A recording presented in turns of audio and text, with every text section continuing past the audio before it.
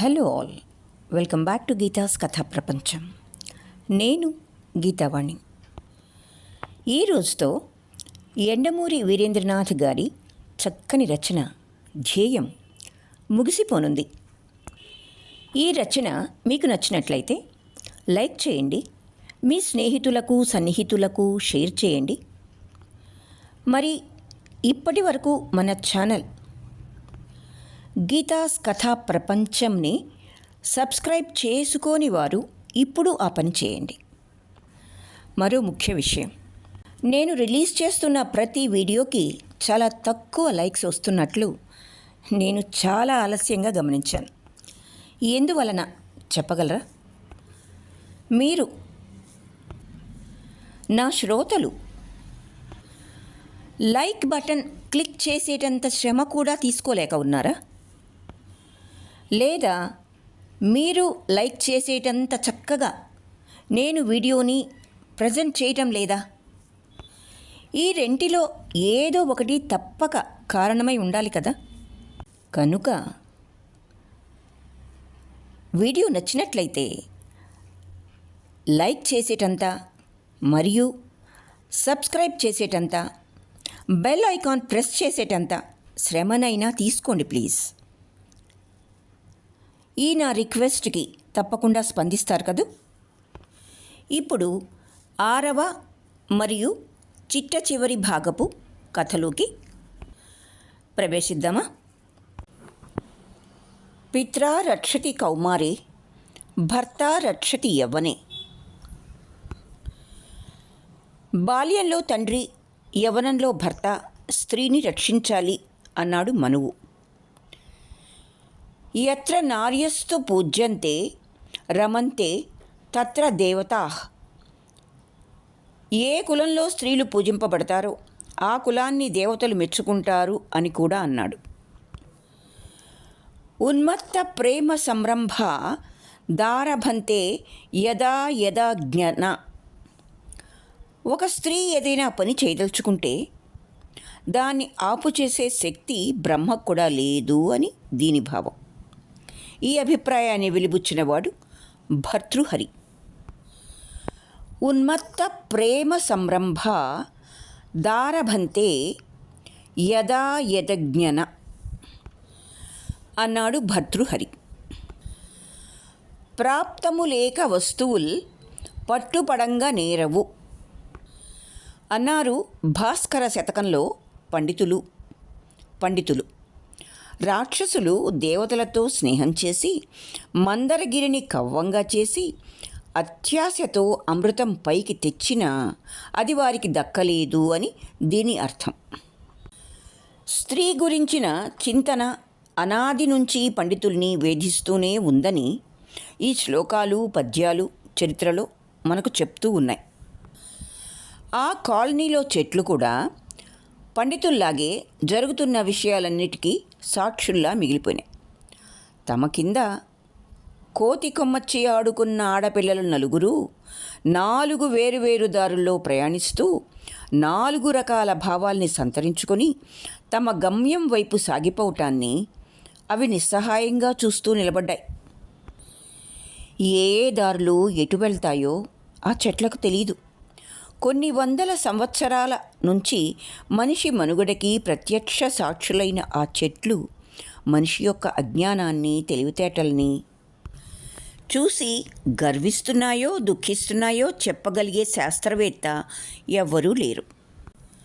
బాల్యంలో తండ్రి, యవ్వనంలో భర్త స్త్రీని రక్షించాలి, కానీ రక్షించవలసిన తండ్రే కూతుర్ని భక్షించబోయాడు.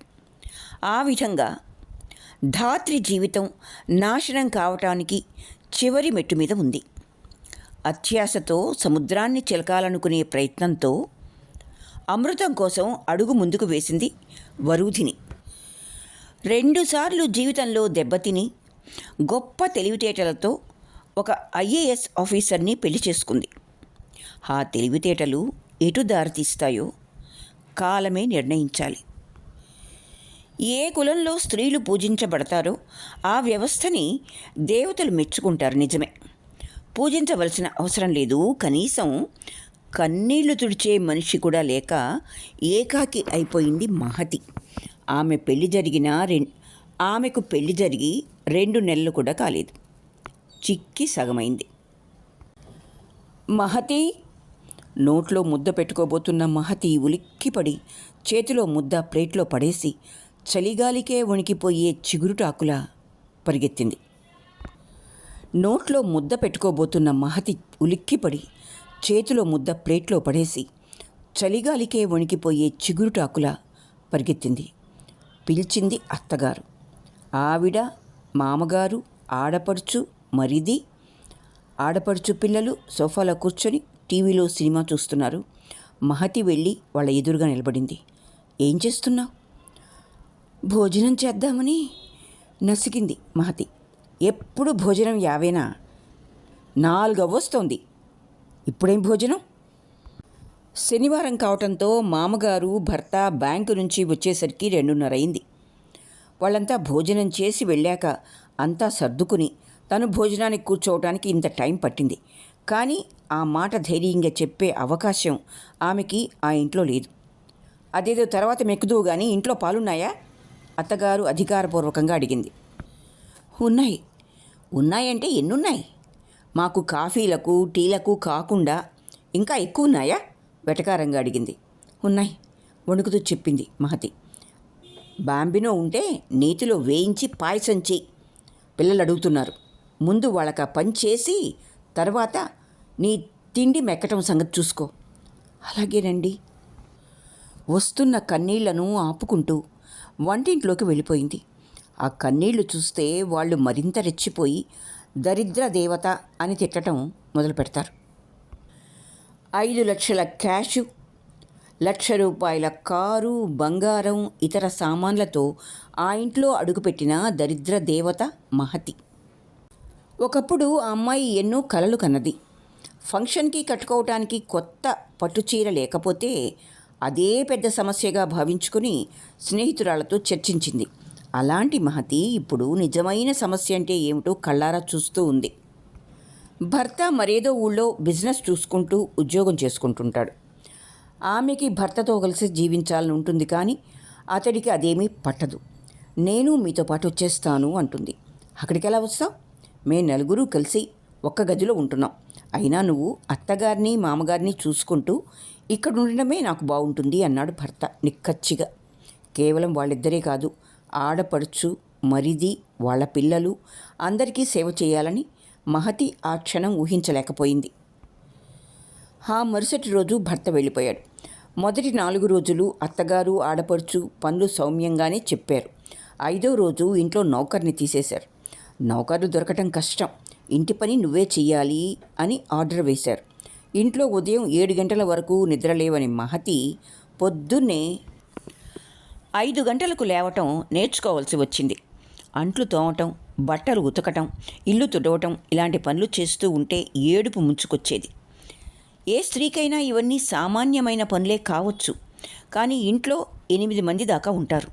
అందరికీ బచ్చం లేని సేవకురాలిలాగా ఆ అమ్మాయి పని చేయాల్సి వచ్చేది. తనలాంటి ఆడపిల్ల వయసులో కాస్త పెద్దది, అర్థం చేసుకుంటుంది అని ఆడపడుచు దగ్గర మొదట్లో తన బాధ వెళ్ళబుచ్చుకుంది. ఇంటి పనులు చేయడం కష్టంగా ఉందా? ఇదెక్కడా వినలేదే. అమెరికాలో కూడా నేను ఇవన్నీ ఒక్కదానే చేసుకుంటున్నాను. నేను నీకంటే అపురూపంగా పెరిగాను తెలుసా అంద ఆడపడుచు. మహతి కళ్ళల్లో నీళ్లు తిరిగాయి. శుక్రవారం పూట అలా నట్టింట్లో ఏడవకు దరిద్రం అందామె కరుగ్గా. నాకు మా అమ్మ గుర్తొచ్చి ఏడ్చాను. దానికి కూడా నాకు హక్కు లేదా అంది మహతి ఏడుస్తూనే. పెళ్ళైన ఆడదానివి, పుట్టిల్లు అమ్మ అని ఏడిస్తే లాభం లేదు. మరి మీరొచ్చి 2 నెలలవుతుందిగా, పుట్టిల్లు అని ఇక్కడే ఉంటున్నారుగా అంది మహతి ఆవేశంగా. అదెంత పొరపాటో ఆ తర్వాత కానీ ఆమెకు తెలిసి రాలేదు. ఆడపడుచు ఏడుస్తూ తల్లిదండ్రుల గదిలోకి వెళ్ళి ఆ విషయం చెప్పినట్లుంది. అత్తగారింకా నిద్రలేవలేదు. లేచిన తర్వాత ఏం గొడవ పెట్టుకుంటుందోనని భయంగానే తన పనుల్లో నిమగ్నమయ్యింది మహతి. అయితే అత్తగారు రాలేదు, మామగారు బయటకొచ్చారు. ఏమే బుధనష్టపుదానా, నా కూతుర్ని వేలెత్తి చూపుతున్నావుట? అంత గొప్పదానవైపోయావా? ఏం చూసుకునే నీకింత గర్వం అందుకే మీ నాన్న జైల్లో ఉన్నాడు. సంసారం అంటే కాపీలు కొట్టి ఎంసెట్లో ర్యాంకులు తెచ్చుకోవటం కాదు. అయినా జైలు పక్షుల్ని తెచ్చుకొని ఇంటి కోడల్ని చేసుకుంటే ఇలాగే ఉంటుంది అని నీచంగా అన్నాడు. మహతికి దుఃఖం రాలేదు, భయం వేయలేదు. మామగారి వైపు ఆశ్చర్యంగా చూస్తుండిపోయింది. మగవాళ్ళు, అందున పెద్దవాళ్ళు కోడళ్లతో ఈ విధంగా మాట్లాడతారని ఆవిడ ఊహించను కూడా ఊహించలేదు. ఆ ఇంట్లో అందరూ శాడిస్టులే. పైకి అలా కనబడరు. ఎవరైనా వస్తే చాలా మామూలుగా మర్యాద ఉన్న మనుషుల్లా మాట్లాడతారు. కానీ ఒక్కొక్కరిలోనూ మూర్తీభవించిన రాక్షసత్వం ఉందని తెలియటానికి మహతికి ఎక్కువ కాలం పట్టలేదు. ఆమె భర్తకు ఉత్తరం రాసింది. మీ అక్కయ్య నా మీద కక్ష పెంచుకుంది. ప్రతిరోజు నన్ను అనరాని మాటలు అంటుంది. అయినా సరే ఆవిడకి కాఫీలు టీలు నన్నే అందించమన్నారు. అది చేశాను. కాఫీ నా మొహాన విసిరికొట్టింది. నాతో క్షమాపణలు చెప్పించారు. అత్తగారి పైకి మంచిగా ఉన్నట్టు కనబడుతున్నా నన్ను ఎన్ని బాధలు పెడుతున్నారో ఈ ఉత్తరంలో వ్రాయలేను. మీరు ఒక్కసారి వచ్చి నన్ను తీసుకెళ్ళండి, అంతకన్నా ఇంకేమీ కోరను అని హృదయ విదారకంగా వ్రాసింది. ఆ మరుసటి రోజు భర్త వచ్చాడు. అగ్నిలో ఆజ్యం పోసినట్లయింది. మొత్తం కుటుంబమంతా కలిసి ఆమెను మొహం వాచేటట్లు చీవాట్లు పెట్టారు. నిష్ఠూరాలు ఆడారు.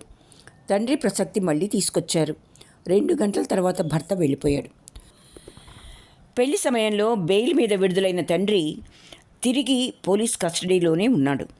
సుకుమార్ ప్రవర్తన సరిగ్గా లేదని, డబ్బు విచ్చలవిడిగా ఖర్చు పెడుతున్నాడని తల్లి ఉత్తరం రాసింది. అసలే అన్ని బాధల్లో ఉన్న తమ పుట్టింటి వాళ్ళకి తన బాధలు కూడా చెప్పి బాధ పెట్టడం ఇష్టం లేక తను సుఖంగానే ఉంటున్నాను అన్నట్టుగా ఉత్తరం రాసింది మహతి. మొదట్లో మహతి తల్లిదండ్రుల పట్ల విపరీతమైన కక్ష పెంచుకుంది. ఉన్నదంతా కొడుక్కే పెడుతున్నారని, తన కట్నం కోసం డబ్బు కూడబెడుతున్నారని, తన చిన్ని ఆశలు కూడా తీర్చడం లేదని ద్వేషం పెంచుకున్న ఆమె ఇప్పుడిప్పుడే చుట్టూ ఉన్న ప్రపంచాన్ని చూస్తూ ఉంది. తమ ఇంటితో పోల్చుకుంటే బయట నరకం ఇంకా ఎంత ఘోరంగా ఉంటుందో ఆమెకు అర్థమవుతోంది. సమస్యల యొక్క తీవ్రత తెలుస్తోంది. నిజమైన సమస్యలు ఎలా ఉంటాయో అర్థమవుతోంది. అమ్మా, ఈవిడగారు పొయ్యి ముందు నుంచొని సేమ్యా వేయించడం కాదు మార్చడం చేస్తున్నారు. నా పిల్లలకి చేసి పెట్టమన్నావుగా, అది కుళ్ళు. వెనక నుంచి వినపడిన మాటలకి ఉలిక్కిపడి చూసింది మహతి. మూకుట్లో సేమ్యా ఒక పక్క మాడిపోయింది. కంగారుగా అట్లకాడతో పక్కకు తోసిపోయింది. వెనక నుంచి ఎవరో అట్లకాడ లాక్కున్నారు. మహతి వీపు మీద మొట్టమొదటి వాత పడింది. పండితులు, మహర్షులు, వేదాంతులు ఆ రోజుల్లో స్త్రీ ఎలా ఉండకుండా ఉండాలో శ్లోకాల్లోనూ పద్యాల్లోనూ చెప్పినట్టే భర్తృహరి సుభాషితాల్లో కూడా చెప్పాడు అని ముందే ప్రస్తావించడం జరిగింది కదా. ఉన్మత్త ప్రేమ సంరంభ అని వ్రాశాడు. స్త్రీ స్వశక్తితో ఏ పనైనా చేయదలుచుకున్నప్పుడు దాన్ని జరగనీయకుండా చేసే శక్తి సృష్టికర్తకైనా లేదు అన్న దాని భావం నిఖిత పట్ల నిజమైంది. లైబ్రరీలో ఆమె అవసరం తీరిపోయింది. ఆ ఉద్యోగం మీద వచ్చే డబ్బు ప్రస్తుతం రావటం లేదు. ట్యూషన్ల మీద వచ్చే ఆదాయం బొటాబొటిగా సరిపోతూ ఉంది. అయితే తన జీవితం అక్కడ ఆగిపోవటం లేదనే విషయం ఆ అమ్మాయికి బాగా తెలుసు. అవినాష్ రావటానికి ఇంకా చాలా సమయం ఉంది. ఈ లోపల ఆమెకు ఒక ఉత్తరం వచ్చింది. కవర్ మీద సంఘమిత్ర ఇండస్ట్రీస్ అని ప్రింట్ చేసి ఉంది. చాలా పెద్ద కంపెనీ అది.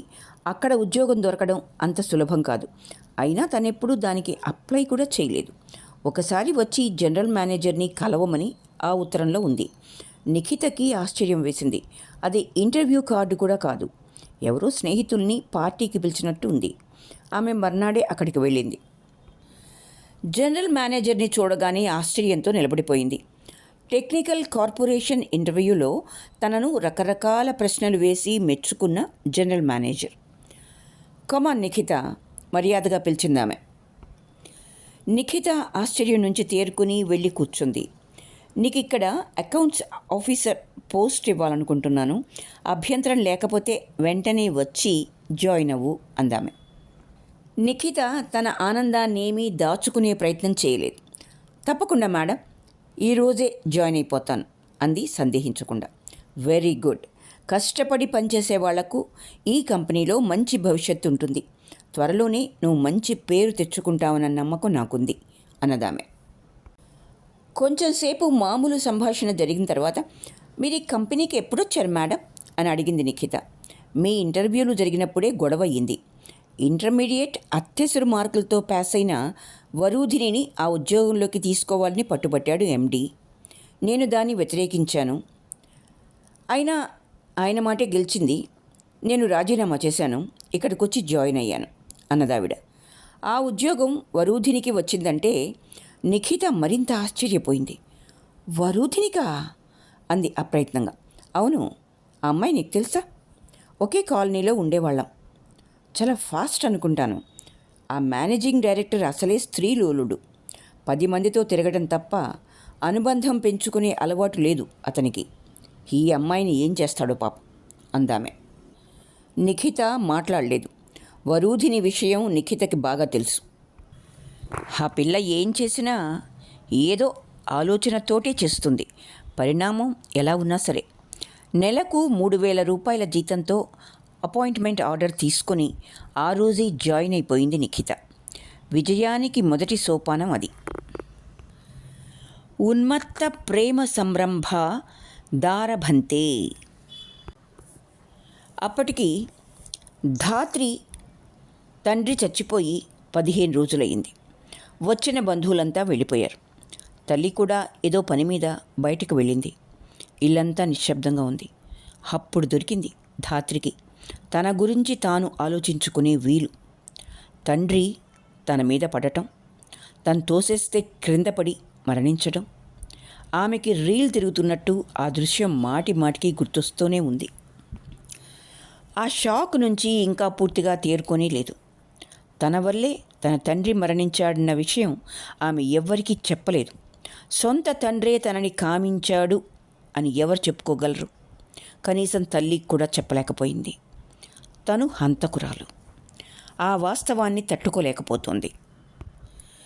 వెనుదిరిగి చూసుకుంటే తన జీవితం తనకే ఒక మలినమైన కాగితంలాగా కనబడుతోంది.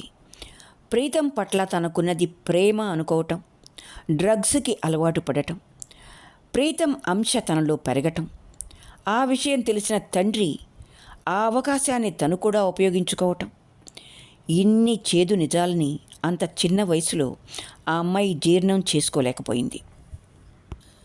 ఆ రోజు ఆమె చచ్చిపోవాలనుకుంది. అప్పటి వరకు బంధువుల హడావుడి, తల్లి వైధవ్యం అన్నీ చూస్తూ ఒక ప్రేక్షకురాలిలాగా ఉండిపోయింది. ఇప్పుడు అన్నీ సర్దుకునేసరికి ఆమె సమస్య తిరిగి భూతమై ఆమె ఎదురుగా భయంకరంగా నిలబడింది. ఈ సమస్య నుంచి పారిపోవటానికి చావు ఒకటే పరిష్కార మార్గంగా తోచింది. ధాత్రి మంచం దిగి గదిలోంచి బయటకొచ్చింది. ఇంట్లో ఎవ్వరూ లేరు. తల్లి పని మనిషిని తీసుకుని మార్కెట్కి వెళ్ళింది. ఆత్మహత్య చేసుకునే మార్గం కోసం ఇల్లంతా వెతికింది ధాత్రి. చిన్నప్పుడు అవినాష్ టిక్-20 తాగి ఆత్మహత్య చేసుకోబోయాడన్న విషయం లీలగా గుర్తుంది. అలాంటి విషయమేది ఇంట్లో కనబడలేదు. పాతకాలం ఇల్లది. ఫ్యాన్ ఎక్కడో పైనుంది. దాని నుంచి ఉరివేసుకునే మార్గం ఏమిటో కూడా తెలియలేదు. చివరికి ఏదో సినిమాలో చూసిన దృశ్యం గుర్తొచ్చింది. వెతికితే ఒక పాత బ్లేడ్ దొరికింది. గదిలోకి వచ్చి మంచం మీద కూర్చొని పిడికిలి బిగించి మణికట్టు వద్ద ఉబికిన రక్తనాళాన్ని ప్రేమగా తడిమింది. తన సంతోషాన్ని ఎవరితో పంచుకోవాలో నిఖితకి తెలియలేదు. అవినాష్కి టెలిగ్రామ్ ఇచ్చింది.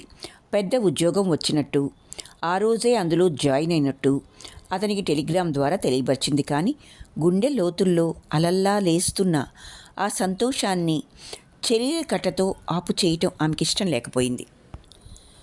తల్లి తండ్రి బ్రతికి ఉంటే ఎంత ఆనందించి ఉండేవారో కదా అనుకుంది. ఆ రాత్రే అమెరికా ఫోన్ చేసి రాముతో మాట్లాడాలని కూడా అనుకుంది. అయినా కూడా ఇంకా ఎవరితోనన్నా చెప్పుకోవాలన్న సంబరం. ఆమెకి ధాత్రి గుర్తొచ్చింది. 15 రోజుల క్రితం ఆమె తండ్రి చనిపోయాడని తెలిసినా చూసి రావటానికి వీలు పడలేదు. అందుకే ఆ రోజు అక్కడికి వెళ్ళి వాళ్ళని పరామర్శించాలని అనుకుంది. అదే ధాత్రిని రక్షించింది. ఆమె ధాత్రి వాళ్ళ ఇంటికి వెళ్ళేసరికి తలుపులు తీసే ఉన్నాయి. ఆమె లోపలికి ప్రవేశించింది. ధాత్రి గదిలోకి అడుగుపెట్టబోతూ షాక్ తగిలినట్టు నిలబడిపోయింది. ధాత్రి మంచం మీద ఒక మూలగా కూర్చుని ఉంది. కళ్ళు గట్టిగా మూసుకొని ఎడమ చెయ్యి పిడికిలి బిగించి కుడి చేత్తో బ్లేడు పట్టుకుని ఉంది. బ్లేడు పట్టుకున్న ఆ చెయ్యి వణుకుతోంది. మణికట్టు దగ్గర కట్ చేసుకునే ప్రయత్నంలో ఉంది ధాత్రి. కానీ ధైర్యం చాలనట్టు కంపిస్తోంది. ధాత్రి, ఏమిటి నువ్వు చేస్తున్న పని? అరిచింది నిఖిత. ధాత్రి కళ్ళు తెరిచి నిఖితను చూసి బావురుమంది. నిఖిత తలుపులు వేసేసి దగ్గరికి వెళ్ళి ఆ అమ్మాయి చేతిలో బ్లేడ్ లాగేసి బయటపడేసింది. చూసావా నిక్కి, నా దురదృష్టం, చచ్చిపోదామన్నా వీలు కావటం లేదు. అరగంట నుంచి ప్రయత్నం చేస్తున్నా, మొండి చెయ్యి తెగి చావటం లేదు అంది ధాత్రి ఏడుస్తూ. అంత చచ్చిపోవాల్సినంత ఆపదేమొచ్చింది? డ్రగ్స్ అందకపోవటమేనా అని అడిగింది నిఖిత తీవ్రంగా. ధాత్రి ఏడుపు మానేసి ఆశ్చర్యంగా చూసింది. డ్రగ్స్ విషయం నీకెలా తెలుసు? ఊహించానులే. ఆ రోజు నేను అడిగిన ప్రశ్నలకి నువ్వు సరిగ్గా సమాధానం చెప్పకపోయినప్పుడే నా అనుమానం స్థిరపడింది. ఆ డ్రగ్స్ నీకెలా అందుతున్నాయి అన్న నా ప్రశ్నకి సమాధానం కూడా ఈ మధ్యే నాకు తెలిసింది. చెప్పు ధాత్రి, ప్రీతం ద్వారానే కదూ నీకు డ్రగ్స్ అందుతుంది?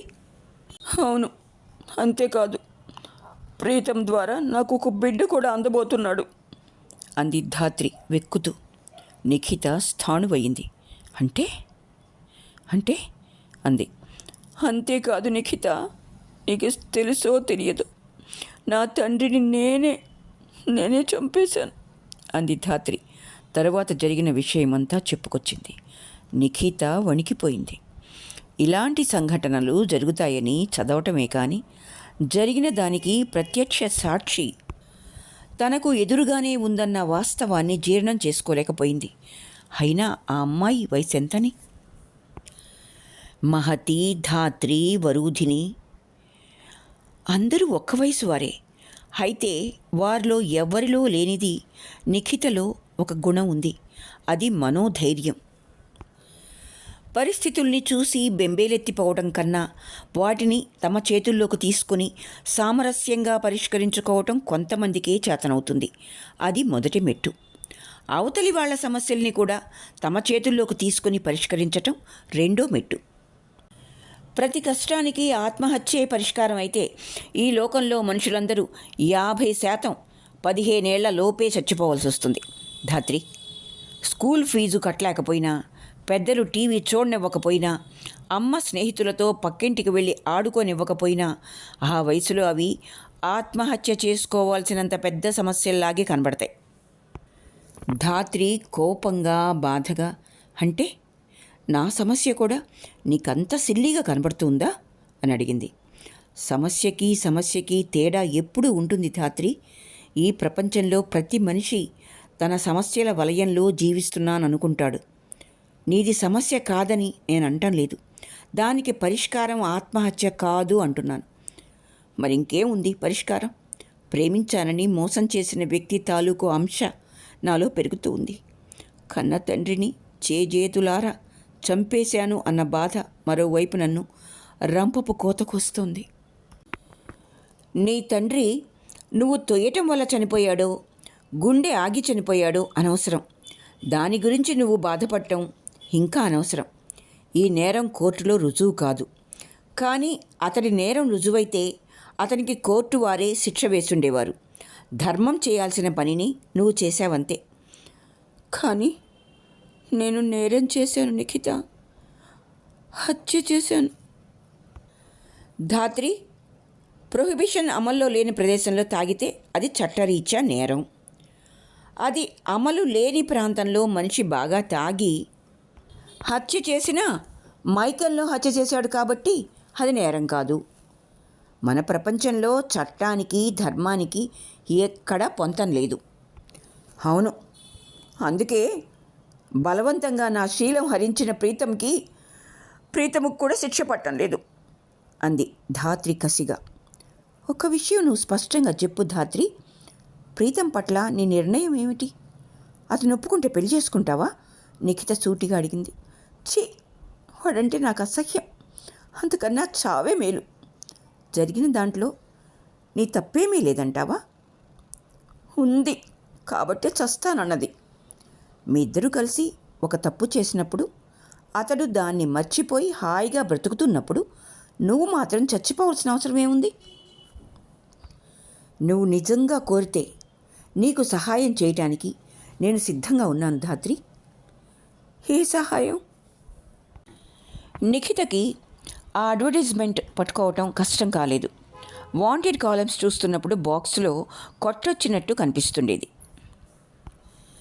అబార్షన్ చేయించుకోవాలంటే కేవలం 200 రూపాయలతో అతి స్వల్ప వ్యవధిలో అత్యాధునిక పరికరాల ద్వారా జరపబడుతుంది అన్న ప్రకటనది. ఇలాంటి పబ్లిక్ ప్రకటనల వల్ల యువతకి మంచి కంటే చెడు ఎక్కువగా జరుగుతోంది. అయినా ప్రభుత్వం ఎందుకు పట్టించుకోవటం లేదు అని ఇంతకాలం నిఖిత బాధపడుతూ ఉండేది. ఈ అడ్వర్టైజ్మెంట్ చూసినప్పుడల్లా ఇప్పుడు దాని అవసరం తనకే రావటంతో ఒక పక్క బాధని మరొక వైపు నవ్వును కూడా తెప్పిస్తోంది. అది ఇబ్బంది అనేది చాలా విచిత్రమైంది. అవసరం వచ్చినప్పుడు మంచిని చెడుగా, చెడుని మంచిగా చూపిస్తూ ఉంటుందది. శంకర్ మఠ్ పక్క నుంచి ఫీవర్ హాస్పిటల్ ఎదురుగా ఉన్న సందులో ఉందా హాస్పిటల్ కనుక్కోవడం కొంచెం కష్టమే అయింది. నిఖిత ధాత్రిని తీసుకుని ఆ హాస్పిటల్లోకి వెళ్ళింది. ఎదురుగా రిసెప్షన్ గది ఉంది. ఇద్దరు అందులోకి వెళ్ళారు. రిసెప్షనిస్టు చిరునవ్వుతో ఇద్దరిని పలకరించింది. చెప్పండి, ఏం కావాలి? అబార్షన్ చేయించాలి. మీ ఇద్దరిలో ఎవరికి? అడిగింది క్యాజువల్గా. టైలర్ డ్రెస్ ఎవరికి కుట్టాలి అని అడిగినట్టు. ఈ అమ్మాయికి. ధాత్రిని చూపించింది. ఆ అమ్మాయి ఒక ఫారం తీసింది. పేరు అని అడిగింది.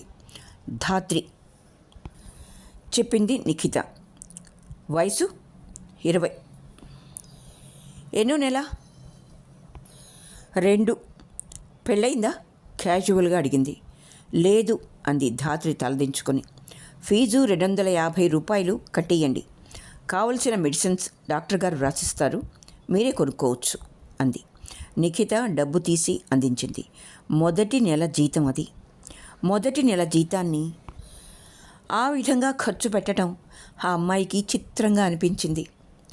ఈ లోపల రిసెప్షనిస్టు ఇంటర్కమ్లో డాక్టర్తో మాట్లాడింది. 5 నిమిషాల్లో ఆయా వచ్చింది పేషెంటుని గదిలోకి తీసుకెళ్ళటానికి. ధాత్రి భయంగా చూస్తోంది. మీరు భయపడిన అవసరం లేదు, ఎక్కువ సమయం కూడా పట్టదు అంది రిసెప్షనిస్టు ధైర్యం చెప్తున్నట్టు. నిఖిత ధాత్రిని థియేటర్ వరకు తీసుకెళ్ళి వదిలొచ్చింది. అంతవరకు బింకంగా ఉన్న మనసులో మాత్రం బాధగానే ఉంది. అప్పుడే ఊపిరి పోసుకుంటున్న ఒక చిన్న ప్రాణి తనకేమాత్రం సంబంధం లేని ఒక పాపానికి బలైపోవటం. ఆవిడ మీకేమవుతారు? రిసెప్షనిస్ట్ ప్రశ్నకి ఆలోచనల్లోంచి బయటపడింది. ఫ్రెండ్ అంది నిఖిత. రేప్ కేసా? అవును. మీకెలా తెలుసు? అడిగింది నిఖిత ఆశ్చర్యంగా. అనుభవం నవ్వింది రిసెప్షనిస్ట్. మాటలోనే తెలిసిపోయింది. ఆ అమ్మాయి కళ్ళల్లో కసి ఉంది. నిఖిత ఆ రిసెప్షనిస్ట్ వైపు సూటిగా చూసింది. ఎంతోమంది మేధావులు, రచయితలు, వయసులో పెద్దవాళ్ళు, అనుభవజ్ఞుడు చూడని ప్రపంచాన్ని బహుశా ఈ రిసెప్షనిస్టు ఆ కుర్చీలోనే కూర్చుని చూసి ఉంటుంది. రోజుకెన్ని అబోషన్స్ చేస్తారు? అడిగింది నిఖిత. 5 నుంచి 10 వరకు. చాలా అమానుషమైన పని కదూ అంది నిఖిత. రిసెప్షనిస్టు ఆలోచనా పరురాలిగా కనిపించింది.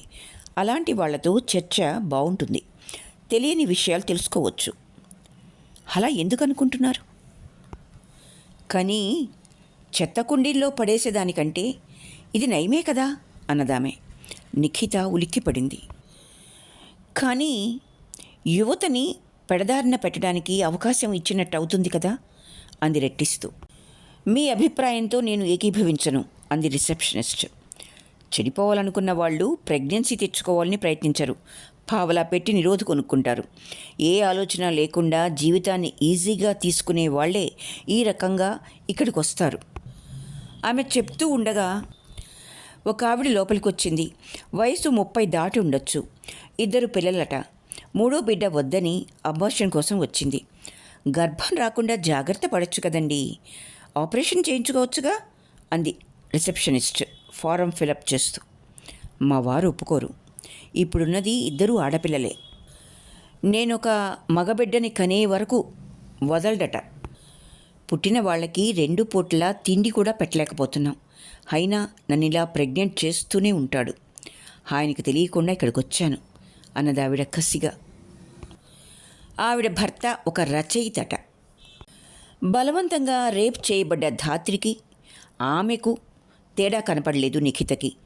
పెళ్లి చేసుకోవటం, పిల్లల్ని కనటం జీవిత ధ్యేయాలుగా భావిస్తారే తప్ప పిల్లల్ని ఎందుకు కంటున్నారో, ఎలా పెద్ద చేయాలనుకుంటున్నారో ఆలోచించరు వీళ్ళు.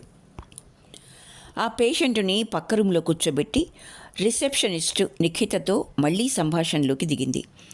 ఆర్టీసీ బస్సుల్లోనూ పత్రికల్లోనూ ప్రకటనలు ఇస్తూ ఉంటారు చూసారా, ఫలానా డాక్టర్ గారు హైదరాబాద్ వచ్చారని, ఫలానా హాస్పిటల్లో బస్ చేశారని, తక్కువ ఖర్చులో అబార్షన్ చేయించుకోవచ్చని. అలాంటి క్వాక్ డాక్టర్ల కన్నా ఇది నయం కదా. అదీగాక ప్రైవేట్ డాక్టర్ల దగ్గరికి వెళ్తే వేలకు వేలు లాగుతారు.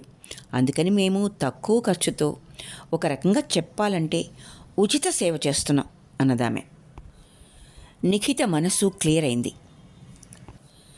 నిజమే, ఏ సమస్యనైనా 2 వైపుల నుంచి పరిశీలించకుండా ఒక అభిప్రాయానికి రావటం తప్పు అనుకుంది.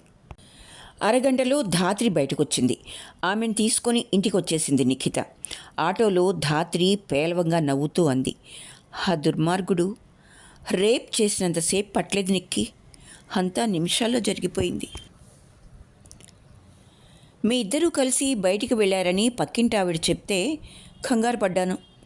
ఏమిటి ధాత్రి అంత బలహీనంగా కనిపిస్తోంది, ఏమైంది అని అడిగింది శ్రీలక్ష్మి కంగారుగా. 15 రోజుల క్రితం వరకు కళకళలాడుతున్న ఆమె మొహం నుదుటి మీద బొట్టు లేకపోవడంతో కళావిహీనంగా కనబడుతోంది. నిఖిత ధాత్రిని పడుకోబెడుతూ, ఏం పర్వాలేదా ఆంటీ, కొంచెం వీక్గా ఉందంతే అంది. ధాత్రికి అబార్షన్ చేయించిన సంగతి ఆమె తల్లికి కూడా చెప్పటం ఇష్టం లేకపోయింది. భర్త మరణించిన గొడవల్లో పడి శ్రీలక్ష్మి కూడా కూతురికి ప్రెగ్నెన్సీ వచ్చిందేమోనన్న అనుమానాన్ని తాత్కాలికంగా మర్చిపోయింది. ఎటువంటి కుటుంబం ఎలా అయిపోయిందమ్మా, ఆయన హఠాత్తుగా మరణించడం, ఈ అమ్మాయి ఏమో ఇలా అవ్వటం, తల బాదుకుంటున్నట్లు అంది శ్రీలక్ష్మి. జరిగిన దాంట్లో మీ పొరపాటు ఏమీ లేదంటారా ఆంటీ అంది నిఖిత సూటిగా. ఇందులో పొరపాటేముందమ్మా, అంతా మా కర్మ. కాదా ఆంటీ, మనం ఆశించని ఏ విషయం జరిగినా అదంతా మన కర్మ అనుకోవటం మన దురదృష్టం. మన కర్మలు మన చేతుల్లోనే ఉంటాయి. ఒకవేళ అలా లేకపోయినా కూడా వాటిల్ని మనకి అనుగుణంగా మార్చుకోవటంలో మన కృషి కూడా ఉంటే తప్పులేదుగా. ఇల్లంటే ఆత్మీయత, అనురాగం, అభిమానం, గౌరవం అన్నీ కదంబంలా అల్లబడి ఉండాలి. అలా ఉన్నప్పుడే పిల్లలు తప్పటడుగులు వేయరు. తప్పటడుగులు వేసే సమయంలో వారికి ఏది సరైన అడుగో చెప్పకుండా తల్లిదండ్రులు ప్రేమాభిమానాల్ని సరైన మోతాదులో ఇవ్వకపోతే దాని పరిణామం ఎలా ఉంటుందో చెప్పటానికి సజీవ ఉదాహరణ మీ కూతురు. భార్యాభర్తలిద్దరూ కాట్ల కుక్కల్లా పోట్లాడుకుంటూ ఉంటుంటే పిల్లలకి మనశ్శాంతి ఎక్కడుంటుందా ఆంటీ?